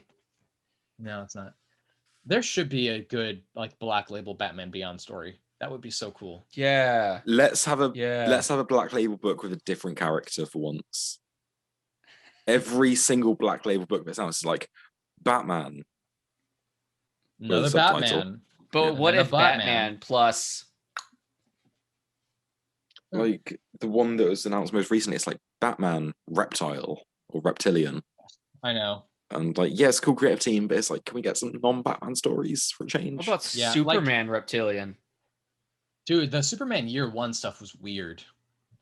I flicked through it and I was like, he's having sex with a fish person. Right? Like he fucked a mermaid. What the fuck? Yeah. Frank Miller just needs to sit in a Chill corner out. and not write comics anymore. I want you to do me a favor and mark that down in the timestamps, by the way. You can put that in the timestamps. Tyler yells, he fucked a mermaid. Okay. Shall we move on? So what do we Okay. have next? We got Green that takes Lantern into our number 1. DC stuff. Green Lantern #1, written by Geoffrey Thorne and art by Dexter Soy. You're the big Green Lantern lover and the Geoffrey Thorne hater, so what do you think of this? Couple things going on here. So for one thing, this is obviously going to be a writer who wants his story separate from a lot of the other storylines that have been going on. Grant Morrison's run, while very artistic in its design, has a lot of confusing elements to it. I will respect Grant the fact Morrison, that confusing. I know. In other breaking news, crime wave in Gotham. I will respect the fact that there is a lot of the Grant Morrison stuff that is experimenting with the comic book format. I respect that. I like it. This falls back into the traditional superhero format, and you can feel this being tied into the Brian Michael Bendis Superman stuff. And this is the thing that you have to appreciate about Bendis, is that whether or not he'll do anything with it, when he introduces something that is a game-changing event in any kind of the universe, when he does it, every other comic book is affected by it. And that's not there's no exception to that with what's going on here.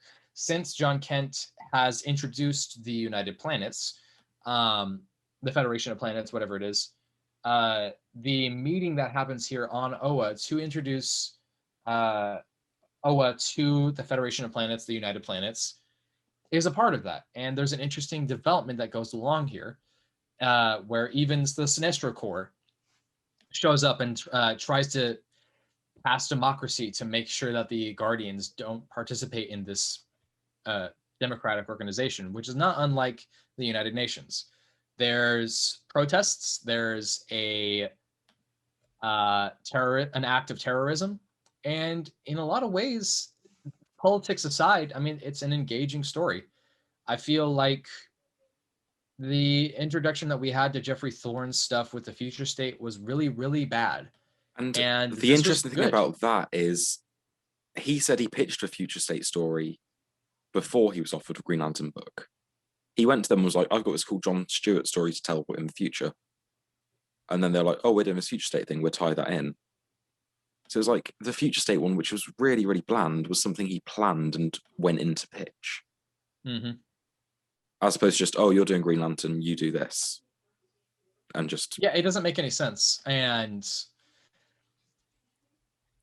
this is another one of those things where they're kind of falling into the Bendis stuff, like where Bendis's creations are kind of tying into everything. They're trying to figure out what's going on with Green Lantern. It's not the Chrono Gauntlet. Yeah,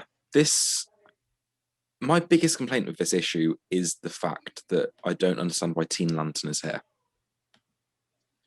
So they had established in the previous issue, talking about how in Infinite Frontier, they're bringing Teen Lantern to the universe, and they have had an interaction with Teen Lantern before. I get the in-universe explanation for why she came in, but like, I just don't understand why they felt the need to bring her into this story. The first thing that they looked into, she's not an was interesting looking into character. the first thing that they did when they brought her in is they said the Chrono Gauntlet. It looks like she has the Chrono Gauntlet. Then the other thing is, well, this person has access to our power resource without being a part of the core and not using one of our rings. This is not a good thing. We need to figure out what's going on here. And that's the mystery part of the plot, the little subplot that's going on there. Maybe she has not been developed as a character, but I don't think that makes her uninteresting. I think that she's been unutilized, you know?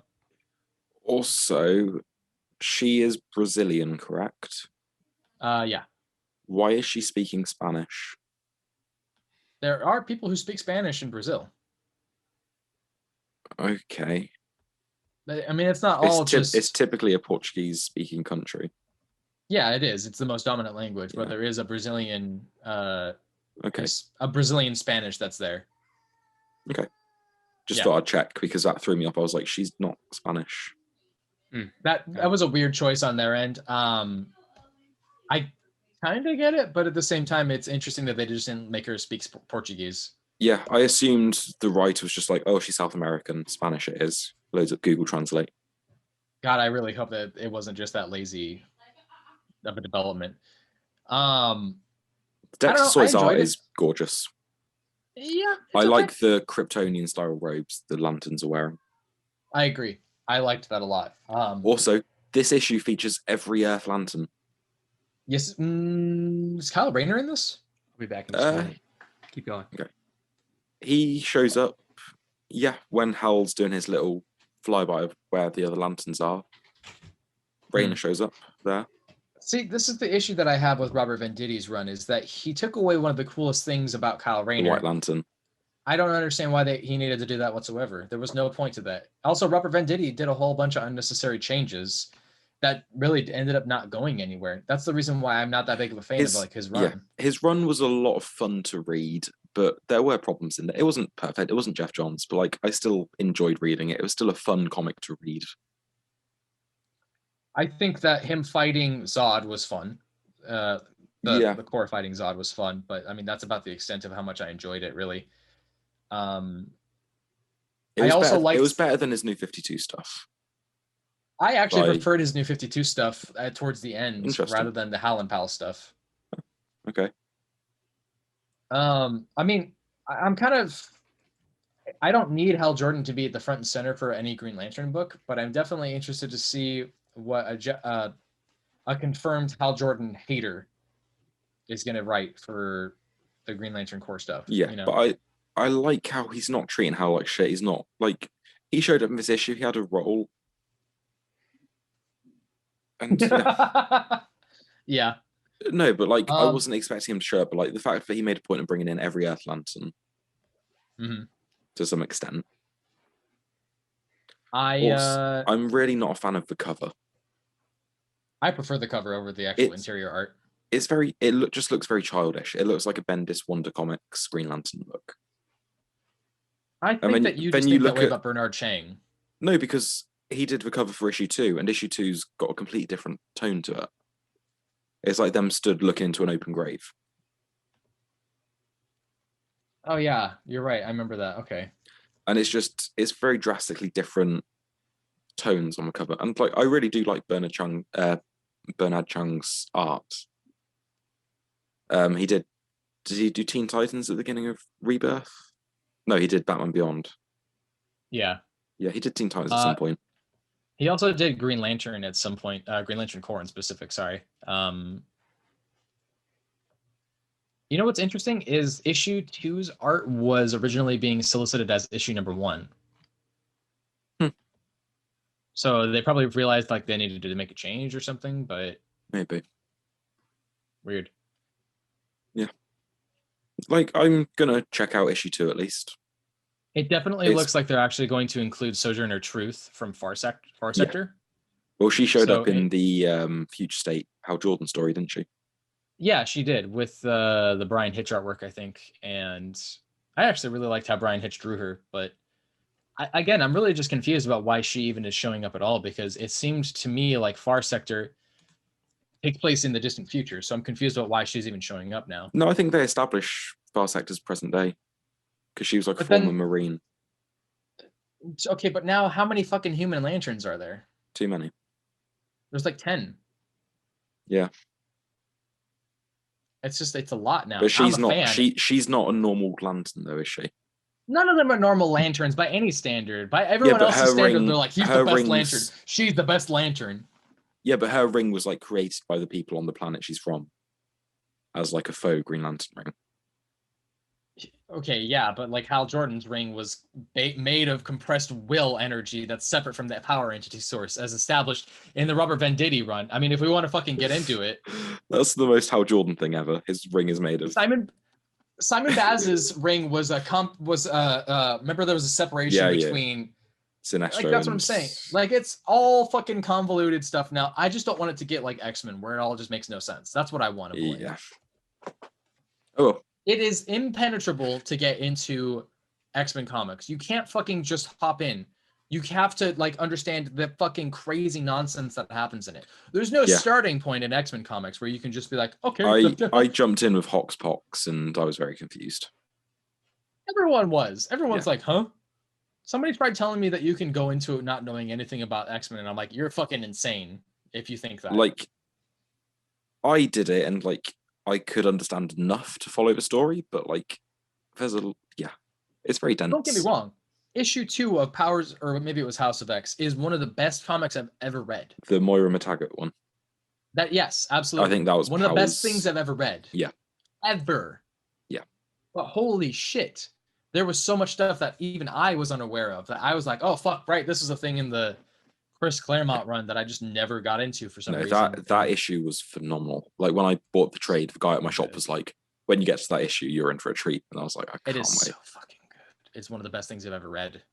I'm going to keep reading this because I think that this was a better first start. I'm totally down for this to be good. I want this to be good because it's Green Lantern, of course. Yep. Yeah. Yeah, I'll definitely check out issue 2 and yeah. Okay, Batman 107 by James Tynion IV and Jorge Jimenez. Quick thing I just got to say about this really quick here. Remember earlier when we were talking about news being in the background? Yes. Frank Miller. This to me is everything that a Batman comic should be. It is the best Batman story I've read. I think it's superior to every other Batman story I've ever read. Yes, I'm serious. You look at me like I'm insane. is very good. I'm not arguing that. It's just to call it the best Batman story you've ever read is This to interesting. me feels like what I've wanted in a Batman story for years. All of the characters are being utilized. It's not just Batman in the foreground. There's constantly things happening. There's constantly new characters. And I don't need new characters every issue, but the interesting new characters are interesting. They're fascinating. This new character, the black lady with the 2 vine dogs things, I don't know who she is. I'm excited about it. Yeah. There's constantly things. There's politics happening. There's policy happening. There's constant news feeds going on around it talking about what's going to happen next. I don't know who Mayor Nakano is now, but I'm very invested in him as a character. I'm invested in everybody as a character. The Ghostmaker story in the background is amazing. Read the last 4 or 5 issues of Tomasi's Detective comic run. You brought that up before. I definitely need to. He was introduced in and Tech 1027 in the Mariko Tamaki story. I need to go back and read the Detective Comics run of Tynion as well. Tynion's run was so good. I read that first issue and I was very captivated. I loved it. It was consistently great. It really was. If you like him utilizing all the characters, that is the book for you. He's doing things with Gotham in a way that I feel like people have missed out on. He understands what Gotham is, what this bubble of the world looks like, and he's not afraid of having DC like get utilized in a way that is so captivating. I love it. One of the criticisms I've heard about Tiny is that he's a really good superhero comics writer, and I think that that's kind of dismissive of the fact that he is a really good storyteller, that these characters are interesting. He understands representation, and he doesn't let that be the foreground of his storytelling experience and then forego characters.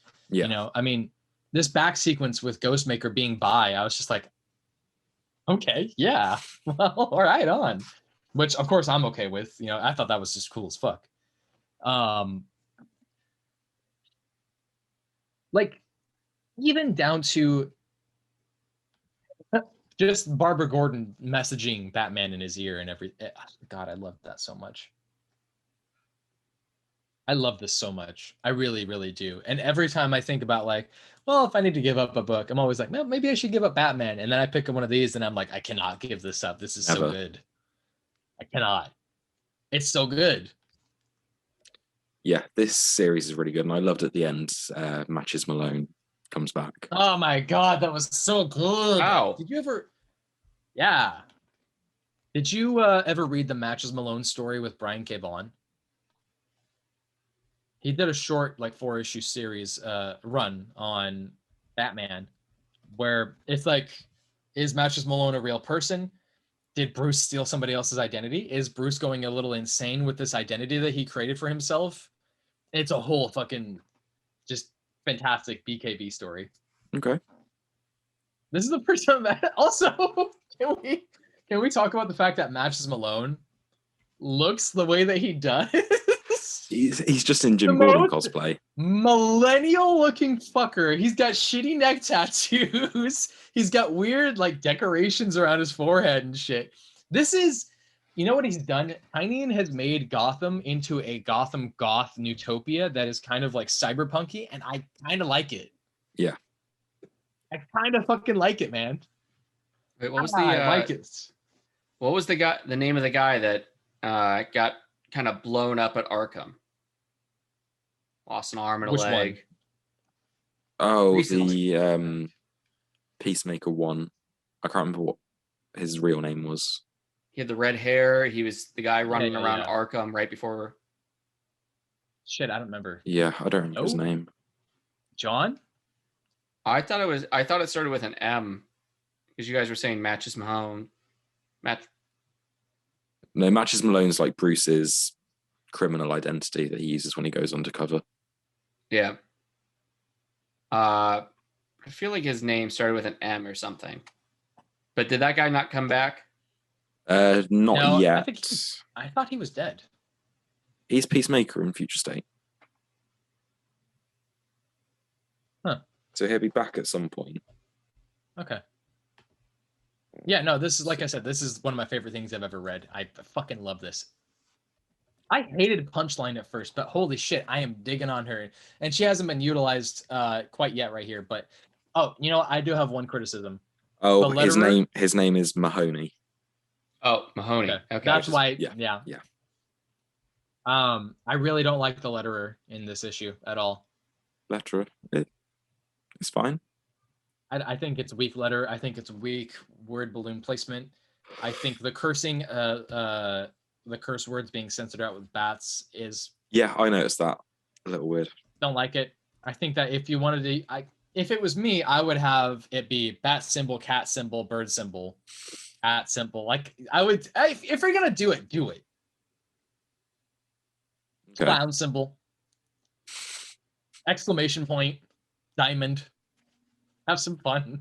Riddler. Oh, question mark for the Riddler. Ooh.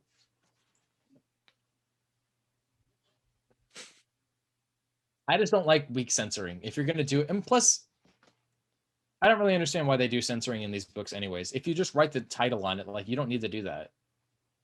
Come on. It's write rated the age 13 rating. and above, which you can say fuck in a movie for 12-year-olds. Fuck, shit, hunt. You're allowed one Motherfuck. F-bomb in a PG-13. It all varies, honestly. I mean, it depends on who's rating these things. Sometimes Yeah. it could be complete cunts who are just like, you said one fuck word, you can't say the fuck word, now you get an R rating. It just happens. Yeah. Yeah. The Harry Potter movies, they didn't even use their one F-bomb. Yeah, and they were. Where would you have placed it in the Harry Potter movies? When Neville got turned into a board, When did he get in? What? or when he got stiffened. What's it called? Petrificus Totalis.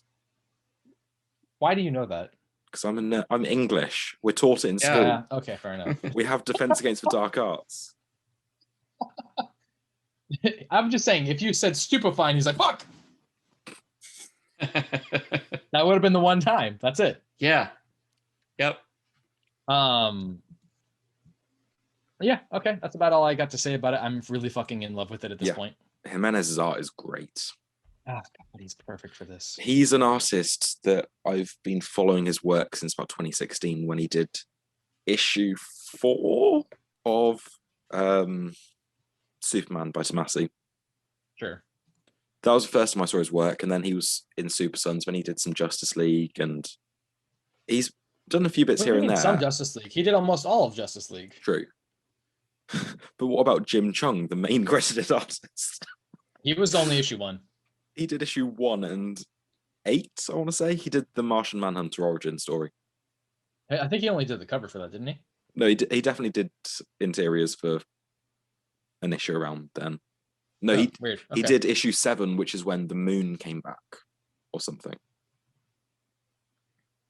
Huh. Okay. Yeah. Oh, yeah. Yeah. You know what? You're right. Okay. Should But we do some seeing shoutouts? him- I'm just going to say, seeing go ahead, I'm his sorry. art grow over the last few years has been an interesting. Well, That is especially fun. for like something this dark, right? Like you don't anticipate someone like that doing something like. Well, he's a dark working with a tone different like this. colorist now, Tomu Moray, who also does Tony S. Daniels colors. Because he was working with Alejandro Sanchez before, who was much more colorful and vibrant. Sure. I mean, that kind of fits for a Justice League book. Okay, cool. And Super Sons, the colors there were perfect. Okay. Yeah. Shall we wait? Did you not read Second Son? Didn't get around to it. You bastard. I read the first digital chapter when it came out, which ended with Grifter on the couch, and he's like, "Oh, your dad wants to talk to you." Okay. So I'm a third of the way through it. Yeah, you are. Maybe a little bit more. Okay. Well, that's okay. Then that's all the books that we read mutually. We're gonna do some shout outs now. Who wants to go first? I think that was everything I read, to be honest. So Okay, Josh, no you want to do some shout-outs shout from me. outs? Well, Sean and I had both been reading Origins. That's Chapman, Clay McLeod Chapman for the script, and art Hey, by McLeod Shipman. art by Jacob Rebelka. That doesn't sound Irish. Rebelka. Rebelka. Yeah, look like with colors by Patricio Delpeche Mode. Depeche Mode. The last name's Delpeche. I'm sure they've heard that a lot. This is the last issue, isn't it? Yeah, issue 6 of 6, and Sean just didn't read it. You bastard. I have had a busy week. You're lucky I read anything. Yeah. He was trying to get a Take shag. what you can get. Yeah, I was busy trying to get a shag, let's be honest. Yeah. Yeah. Not going to say the amount of people I was pursuing. Yeah. I find it funny that you're talking about how thirsty you were as you were sipping. Yeah. Just saying. God. We've been in lockdown for 4 months. I'm just so fucking thirsty. Yeah. For the pub and pussy. Just practicing. Tomorrow. I'm going straight from work to the pub tomorrow, and I cannot wait. I totally thought you were going to say going from straight from work to the pussy tomorrow. I'll invite her. So it'll be work to the pub to the pussy. You hope. All right. You never know. Yeah, the final confrontation is pretty neat. I don't want to give away too many spoilers on that. It's a pretty good ending. The kind of solution, the final answer of everything, how everything's going to continue after this is pretty interesting. I got a little lost with what's going on, but I think the ending, stuck the landing. Okay. Yeah. It seems like a lot of time passes in this entire comic, but it's hard to say because it's just like later on, this is the next thing that happened. But I love the art in this. It's almost like watercolors. Yeah, the coloring's been really cool in that book. Yeah, we've talked about this before.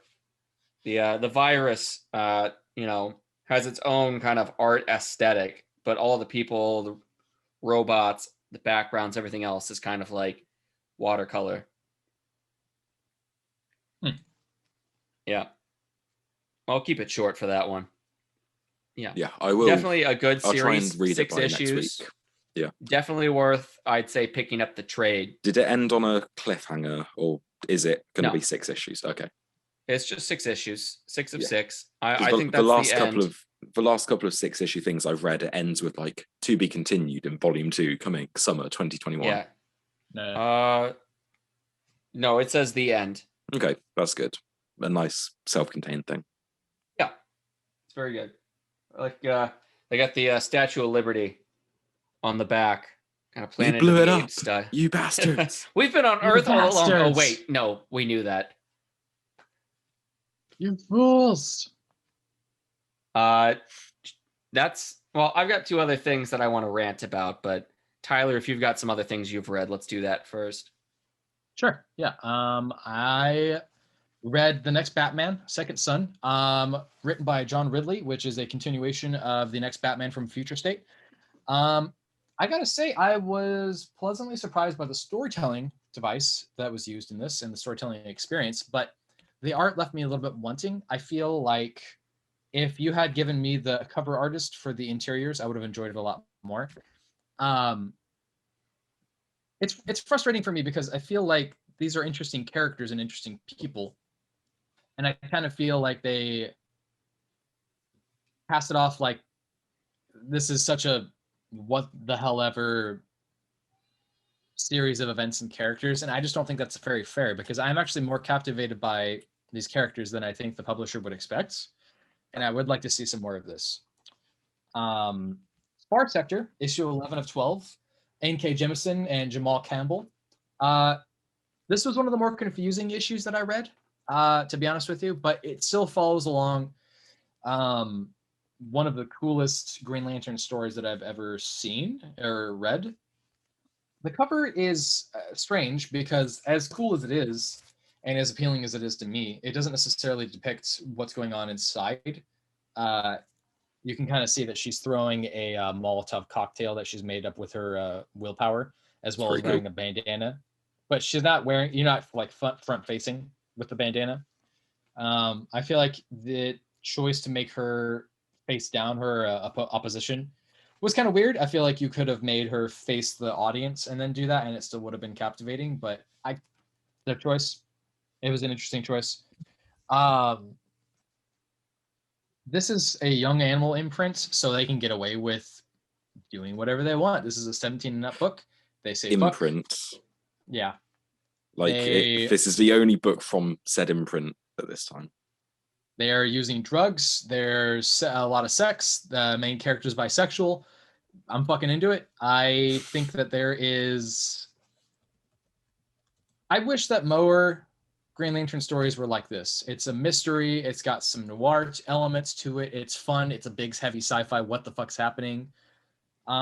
It definitely feels like there was a lot of risks taken here, and for the most part, they paid off. I think that this being one of the more confusing elements is one of the things that made this a little weak, unfortunately, for me, but it still is a captivating story.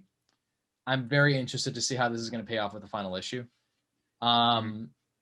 I definitely recommend it when it comes out in trade. If you do want to pick it all up as a singular story, awesome. I'm definitely going to read N.K. Jemison's other works as well. Are you trying to sell it to me or the audience? Everybody, honestly.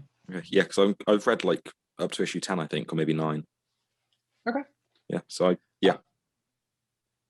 think I fell off when it went bi-monthly because the weight was just... They only went bi-monthly for a little bit. It's monthly. Are you sure? Yes. I think it's bi-monthly still. If it is, I'm very surprised by that because I feel like I picked up issue 10 last month. Time is a construct. Exactly. I also read next issue is out June 1st. Last issue was out February 2nd. So bi-monthly. Weird. It doesn't feel like it.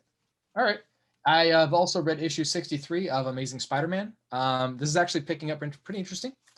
This is a very oversized issue for $5. This digs into the backstory of Spider-Man's storytelling with Tombstone and Robbie Robertson. And Spencer does a really good job of having like multiple characters in a book. And he's not afraid of making characters that are unlikable be comically funny to become likable. And it actually makes it very engaging. There's a lot of silly happenings, but honestly, a lot of the yeah, I actually really liked it. I thought it was really good. I think it's one of his better issues that he's had. I hope that he has. It sounds like these last opportunities like this. 12 or so issues have been pretty good. I've actually been really digging on it. I've been surprised because there's been a lot of points where I'm like, okay, well, where's this going? But I mean, I'm enjoying it. I would not say that this is. I think the big thing for me is because I have such high expectations for Amazing Spider-Man that I get disappointed when it's not the best storytelling experience that I could have. And I don't know if that's necessarily fair because I'm almost setting up, it's almost like I'm setting up people for failure in that way. And I shouldn't be doing that. But I will say that what he's deciding to do with everything right now makes sense. It's engaging. It's fun. I really enjoyed this issue. Cool. Yeah, and that's all the comics I read this week. I've got to be honest, I'm not going to catch up on a 60+ issue run, but I'm glad it's good. Yeah. When another writer takes over, I might give it a go. I would say that it's not unlike when Dan Slott's run with Superior started happening, and you only really needed to read issue 698, 699, 700, and then lead into Superior Spider-Man. Yeah. Like if you read the other Doc Ock stories, yeah, you're gonna have way more clear of a picture of what happens, but it's still a lot of fun, and there's some easy jumping on points for it. But I think the purpose of a book that has gone on for 864 issues, you got to be able to pick up at least some of what had happened previously, Yeah. You don't have to necessarily jump into a number one every single time, but there's definitely a lot of opportunities to get into something that is this celebrated, Spider-Man is not impenetrable. Spider-Man is something that you can read into, just hop into any issue and then just go, yeah, I know what's going on. Yeah. All right. Yeah, from what I have read of Spider-Man, it does seem like that. It is. It's a lot of fun. Yeah. All right. Josh, do you want to go on a big rant? Yeah, sure. Well, minor rant first. I picked up Wonder Woman #2, which I thought, Sensational. yeah. Oh, yeah, that's what I'm getting to. I missed the sensational part, so I thought I was just getting the regular Wonder Woman #2, which comes out next week. I'm not getting the sensational Wonder Woman. At least it's a standalone issue. Yeah, they're I all kinda one shots, so you can read it. And it's got art by Bruno Redondo, who is very good. So you're in for a visual treat there. Andrea Shea is the writer. Yeah, Bruno Redondo is the artist. It looks great. They're on War World, 2 Amazonians facing off against each other. Diana's like, I'm not gonna fight you. Just gonna run around.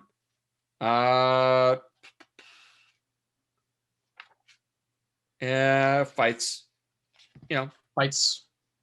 Mongol, that's what his name is. Just a little bit. I just kind of thumb through, and they fly off, and it looks like the Quinjet. It looks like she's flying the Quinjet.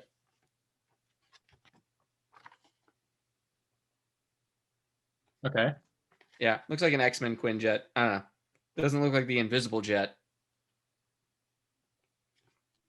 I feel like Anyway. what I'm hearing from you is that you're disappointed by some of the choices here creatively, right? Yeah, sure. I just I thought I was picking up one comic, and I got the other one. Sensational is just a bit smaller, and at the very top, I just saw Wonder Woman #2. Oh, that's what I'm looking for. Rookie Gotta keep mistake. track of it. Yeah, the actual thing I wanted to rant about was I picked up Deep Beyond. You and I haven't even fool. read it. Boo! Why would you do that though? Just one more. I got to get one more hit. You guys read, so many things that you regret. Yeah, but I I normally at least drop it a know lot sooner. going into something. I say, you know what? I'm not gonna do this. Like I'm willing to say, hey, this Green Lantern stuff might fucking suck. I'm gonna probably hop off it if it's a Yeah, failure. but But I mean, how you've been many series negative. has Sean continued that he's like, I know this? Oh my god, he's terrible. Don't drag me into No, this. he's Don't right. make You're this about terrible. me. Anyway, I Don't couldn't make this read about this me. issue. I couldn't read this issue. I need to go get Is it that another bad? one. No, No, you physically couldn't. I physically Oh, couldn't. you physically can't. Right. Yeah, the pages, there was a cutting error. So now the pages are they weren't fully cut. Just So take the a knife first- to it. Yeah, on, I could. On the bright but side, it's such an it's oddity. on the bright side, it's less of a story you can read, which means it's an improvement. Yeah. So I thought that was kind of interesting to get that, kind of blanked out. They print the comics on a long sheet and then they fold them over and then cut them and staple them in the center and then fold them in. So it's interesting to see the process of how a comic is made, because it's all blanked on, just right here on this side of the fold. So it must happen where they, cut it all out like this, staple it, and then fold it in.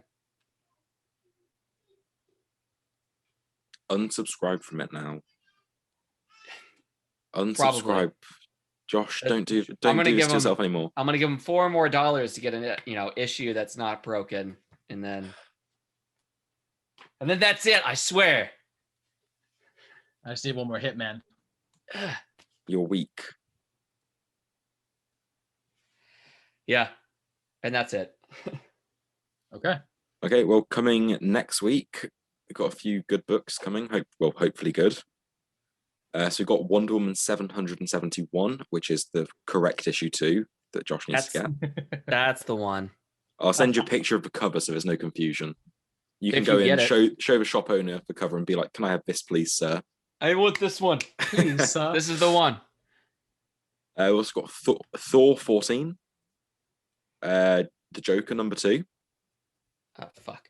Rorschach #7, which I've seen the opening, like they released a preview of it, and the opening page is a doozy. We have Superman 30, continuing Philip Kennedy Johnson's story, which I'm very excited for. Cool. We have Batman Urban Legends #2, which is continuing the Chip Zdarsky Red Hood story. What else have we got? Proctor Valley Road #2 by Grant Morrison, which you guys didn't read, but I did, and it was pretty good. Carmen #2, which Josh is reading, I believe. Which one? Carmen. Carmen. Oh, I don't know why that's not appearing on here, but yes. We've got Black Hammer Visions number 3, which Tyler will check out, written by Chip Oh, yeah. Zdarsky. Yep. And then we've got a few number 1s. We've got Spider-Man, Spider Shadow number 1 by Chip Zdarsky. Look at that face. Look how excited he is. I'm ready. Yes, this is Chip Zdarsky telling a symbiote Spider-Man story, which I'm excited for. Oh, is this the Spider Shadow? Yeah. I ordered that one as well. I don't know why it's not appearing here. You know why. Yeah. I'm getting it. We're all checking that out then. Cool. Yeah. Hell yeah. We have Lock and Key and the Sandman universe crossover. Hell and Gone number 1. I have read neither Sandman nor Lock and Key. I've read half of Sandman. It's very, very good. It's dense. Yeah. So I probably won't check this out until I catch up on Lock and Key and Sandman, which I probably never will, despite my best intentions. Yeah. And also the start of Tom Taylor's Batman story, Batman the Detective, number 1. Are you not getting Home number 1? Oh, is I'm that coming totally next week as well? I've already ordered it and subscribed to it, so Okay. I will be getting that. I missed that. Very So let me say anything intrigued by else. Mm-hmm. That's a 5-issue series. Easy. Easy. The Oh, preview by the way, I looks wanted good. to let you know I released. ordered Post Americana. I don't think you heard me. Post Americana. Sweet. Yeah. Oh, he can respond. I see. Yeah. All right. Is that going to be it? Is there what's anything this? else? You got Birthright number 48. Oh, nice. Maestro War and Pax number 4 of 5. I like it. Simple. I just unsubscribed from Savage, so I'm not getting number 3 this week. Unsubscribe from Deep Beyond. Do it now. Yes. On air. Okay. On air. On 'Cause air otherwise right you'll now. forget. All right. After every issue, you've said you're going to unsubscribe, and then you keep forgetting, and you're like, "Oh shit, I got to get that this week." All right. My subscriptions. All right. Where is it? Am I even subscribed to it? All right. There it is. But what if number 4 is the end of the arc? No, stop it. All right. It's gone. Oh, no. I accidentally unsubscribed from Department of Truth. Fuck. You accidentally increased Deep Beyond to 2 issues a month. Yeah, I think that's it for this week's stuff. Yeah. Yeah, it was a good week, strong week. And what is everyone's pick of the week? Josh. Well, we know yours is Deep Beyond. Oh, yes. I love it. I love it so much. Geiger was great. It was really good. Geiger's my pick of the week. I love the King in Black finale, but Geiger, number 1, did blow me away. Yeah. And it's nice to have Geoff Johns working on another project again. The I Origins finale was good, but yes, Geiger was. It's new. It's new. It's hot. It's new. I might go back and then reread it just to see if I have new feelings about it. But right now, in this moment, I'm feeling that Batman 107 was my pick of the week. It But it's captivated the best me. Batman It story makes you've me- ever read. It's everything that I think should be happening in a Batman book, and it's still fun. It's still dark. It's enjoyable. It's not a fucking Joker story. I'm captivated. I'm excited by every issue now. Yeah. All right. It was very good. But yeah, Geiger's mine, Geiger's Josh's. You're the outlier with Batman 107, which I can't Don't get me complain wrong. about. Yeah, I can't blame you for liking it. It is very, very good. Don't get me wrong. Like I said, I'm very excited that Geoff Johns is doing Geiger. I'm very excited to see what's going to happen next. It's a good story. I'm interested to see how it's going to go. But in this moment, that's what my pick is. Yeah. Also, Swamp Thing number 2 came out this week as well, but I didn't get around to it. But issue 1 was None of very, us very did. good. That's the Yeah, you Ram V mentioned that. one. I'm going to go back and read that. Yeah, Rampage. Is it a 5-issue? 10. 10 issue. That's nothing. That's not bad at 2 all. arcs. Yeah, plus the 2 future Cool. state issues, whether they're actually relevant to the story or not, I don't know. Okay. Cool. All right. So we'll start wrapping up now. I just want to say thank you to Anchor.fm for assisting us with everything that we do. You've been holding our hand every step of the way, telling us to get back up when we fall off our bike and telling us that, it's okay if we lose a soccer game here and there. Anchor.fm will be there for you the way that your father should have. You mean the way your father should have?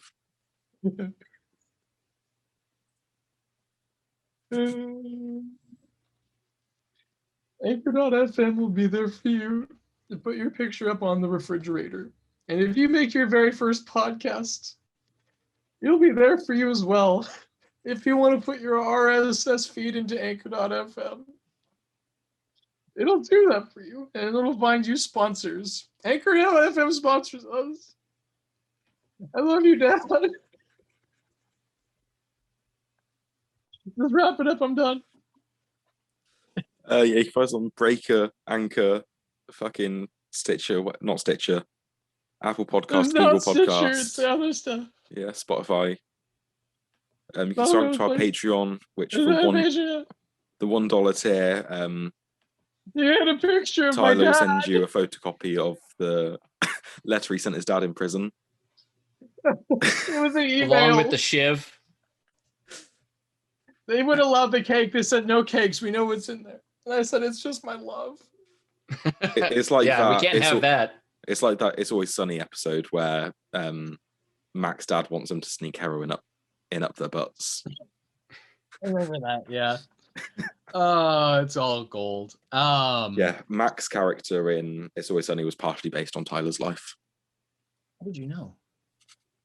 You can also find us on YouTube, obviously, if you're watching this video on here and you're going, why the fuck am I watching this video of this half blue-haired queer boy crying about his dad? I don't know what's going on here, but I'm going to like and subscribe because that's what you should do. Our Patreon does have Let's be honest. No one reaches this part of the video. They stopped watching. They stopped watching 2.5 minutes in when someone mentioned a sphincter. Low-hanging fruits. Yeah, you can support us by giving us $1, checking us out on Spotify and all the other podcast locations, including Pocket Cast, Google Podcast. You can support us by also checking out Anchor.fm. You can support us by commenting, giving us a like, giving us a share, giving us a follow, but most importantly, give us a fucking $1 because holy shit, we need to feed Sean. He does not have enough chicken nuggets. I'm wasting for $1 a day. You can feed a Sean. For less than $1 a day, you can feed this young chav. Oh man, this is great. Also, thank you to our new 5 subscribers. I don't know who you are, but let us know who you are in the comments section or something. I don't know. Email us. We should make a new email, by the way. tchbrown@gmail.com. Is that your email address? No, I got actually my email got hacked. I had to delete it. Yeah. Yeah, I posted your email address and password on You fucker. 4chan. Bitch. Goddamn, all the pedophiles are gonna find me now. Let's be honest, they already knew where you were. Oh, fuck you. Just because I'm a supple young teen. And on that note, I'm going to wrap us up and say thank you very much for supporting us. Have an awesome rest of your day. Stay safe out there. All hail.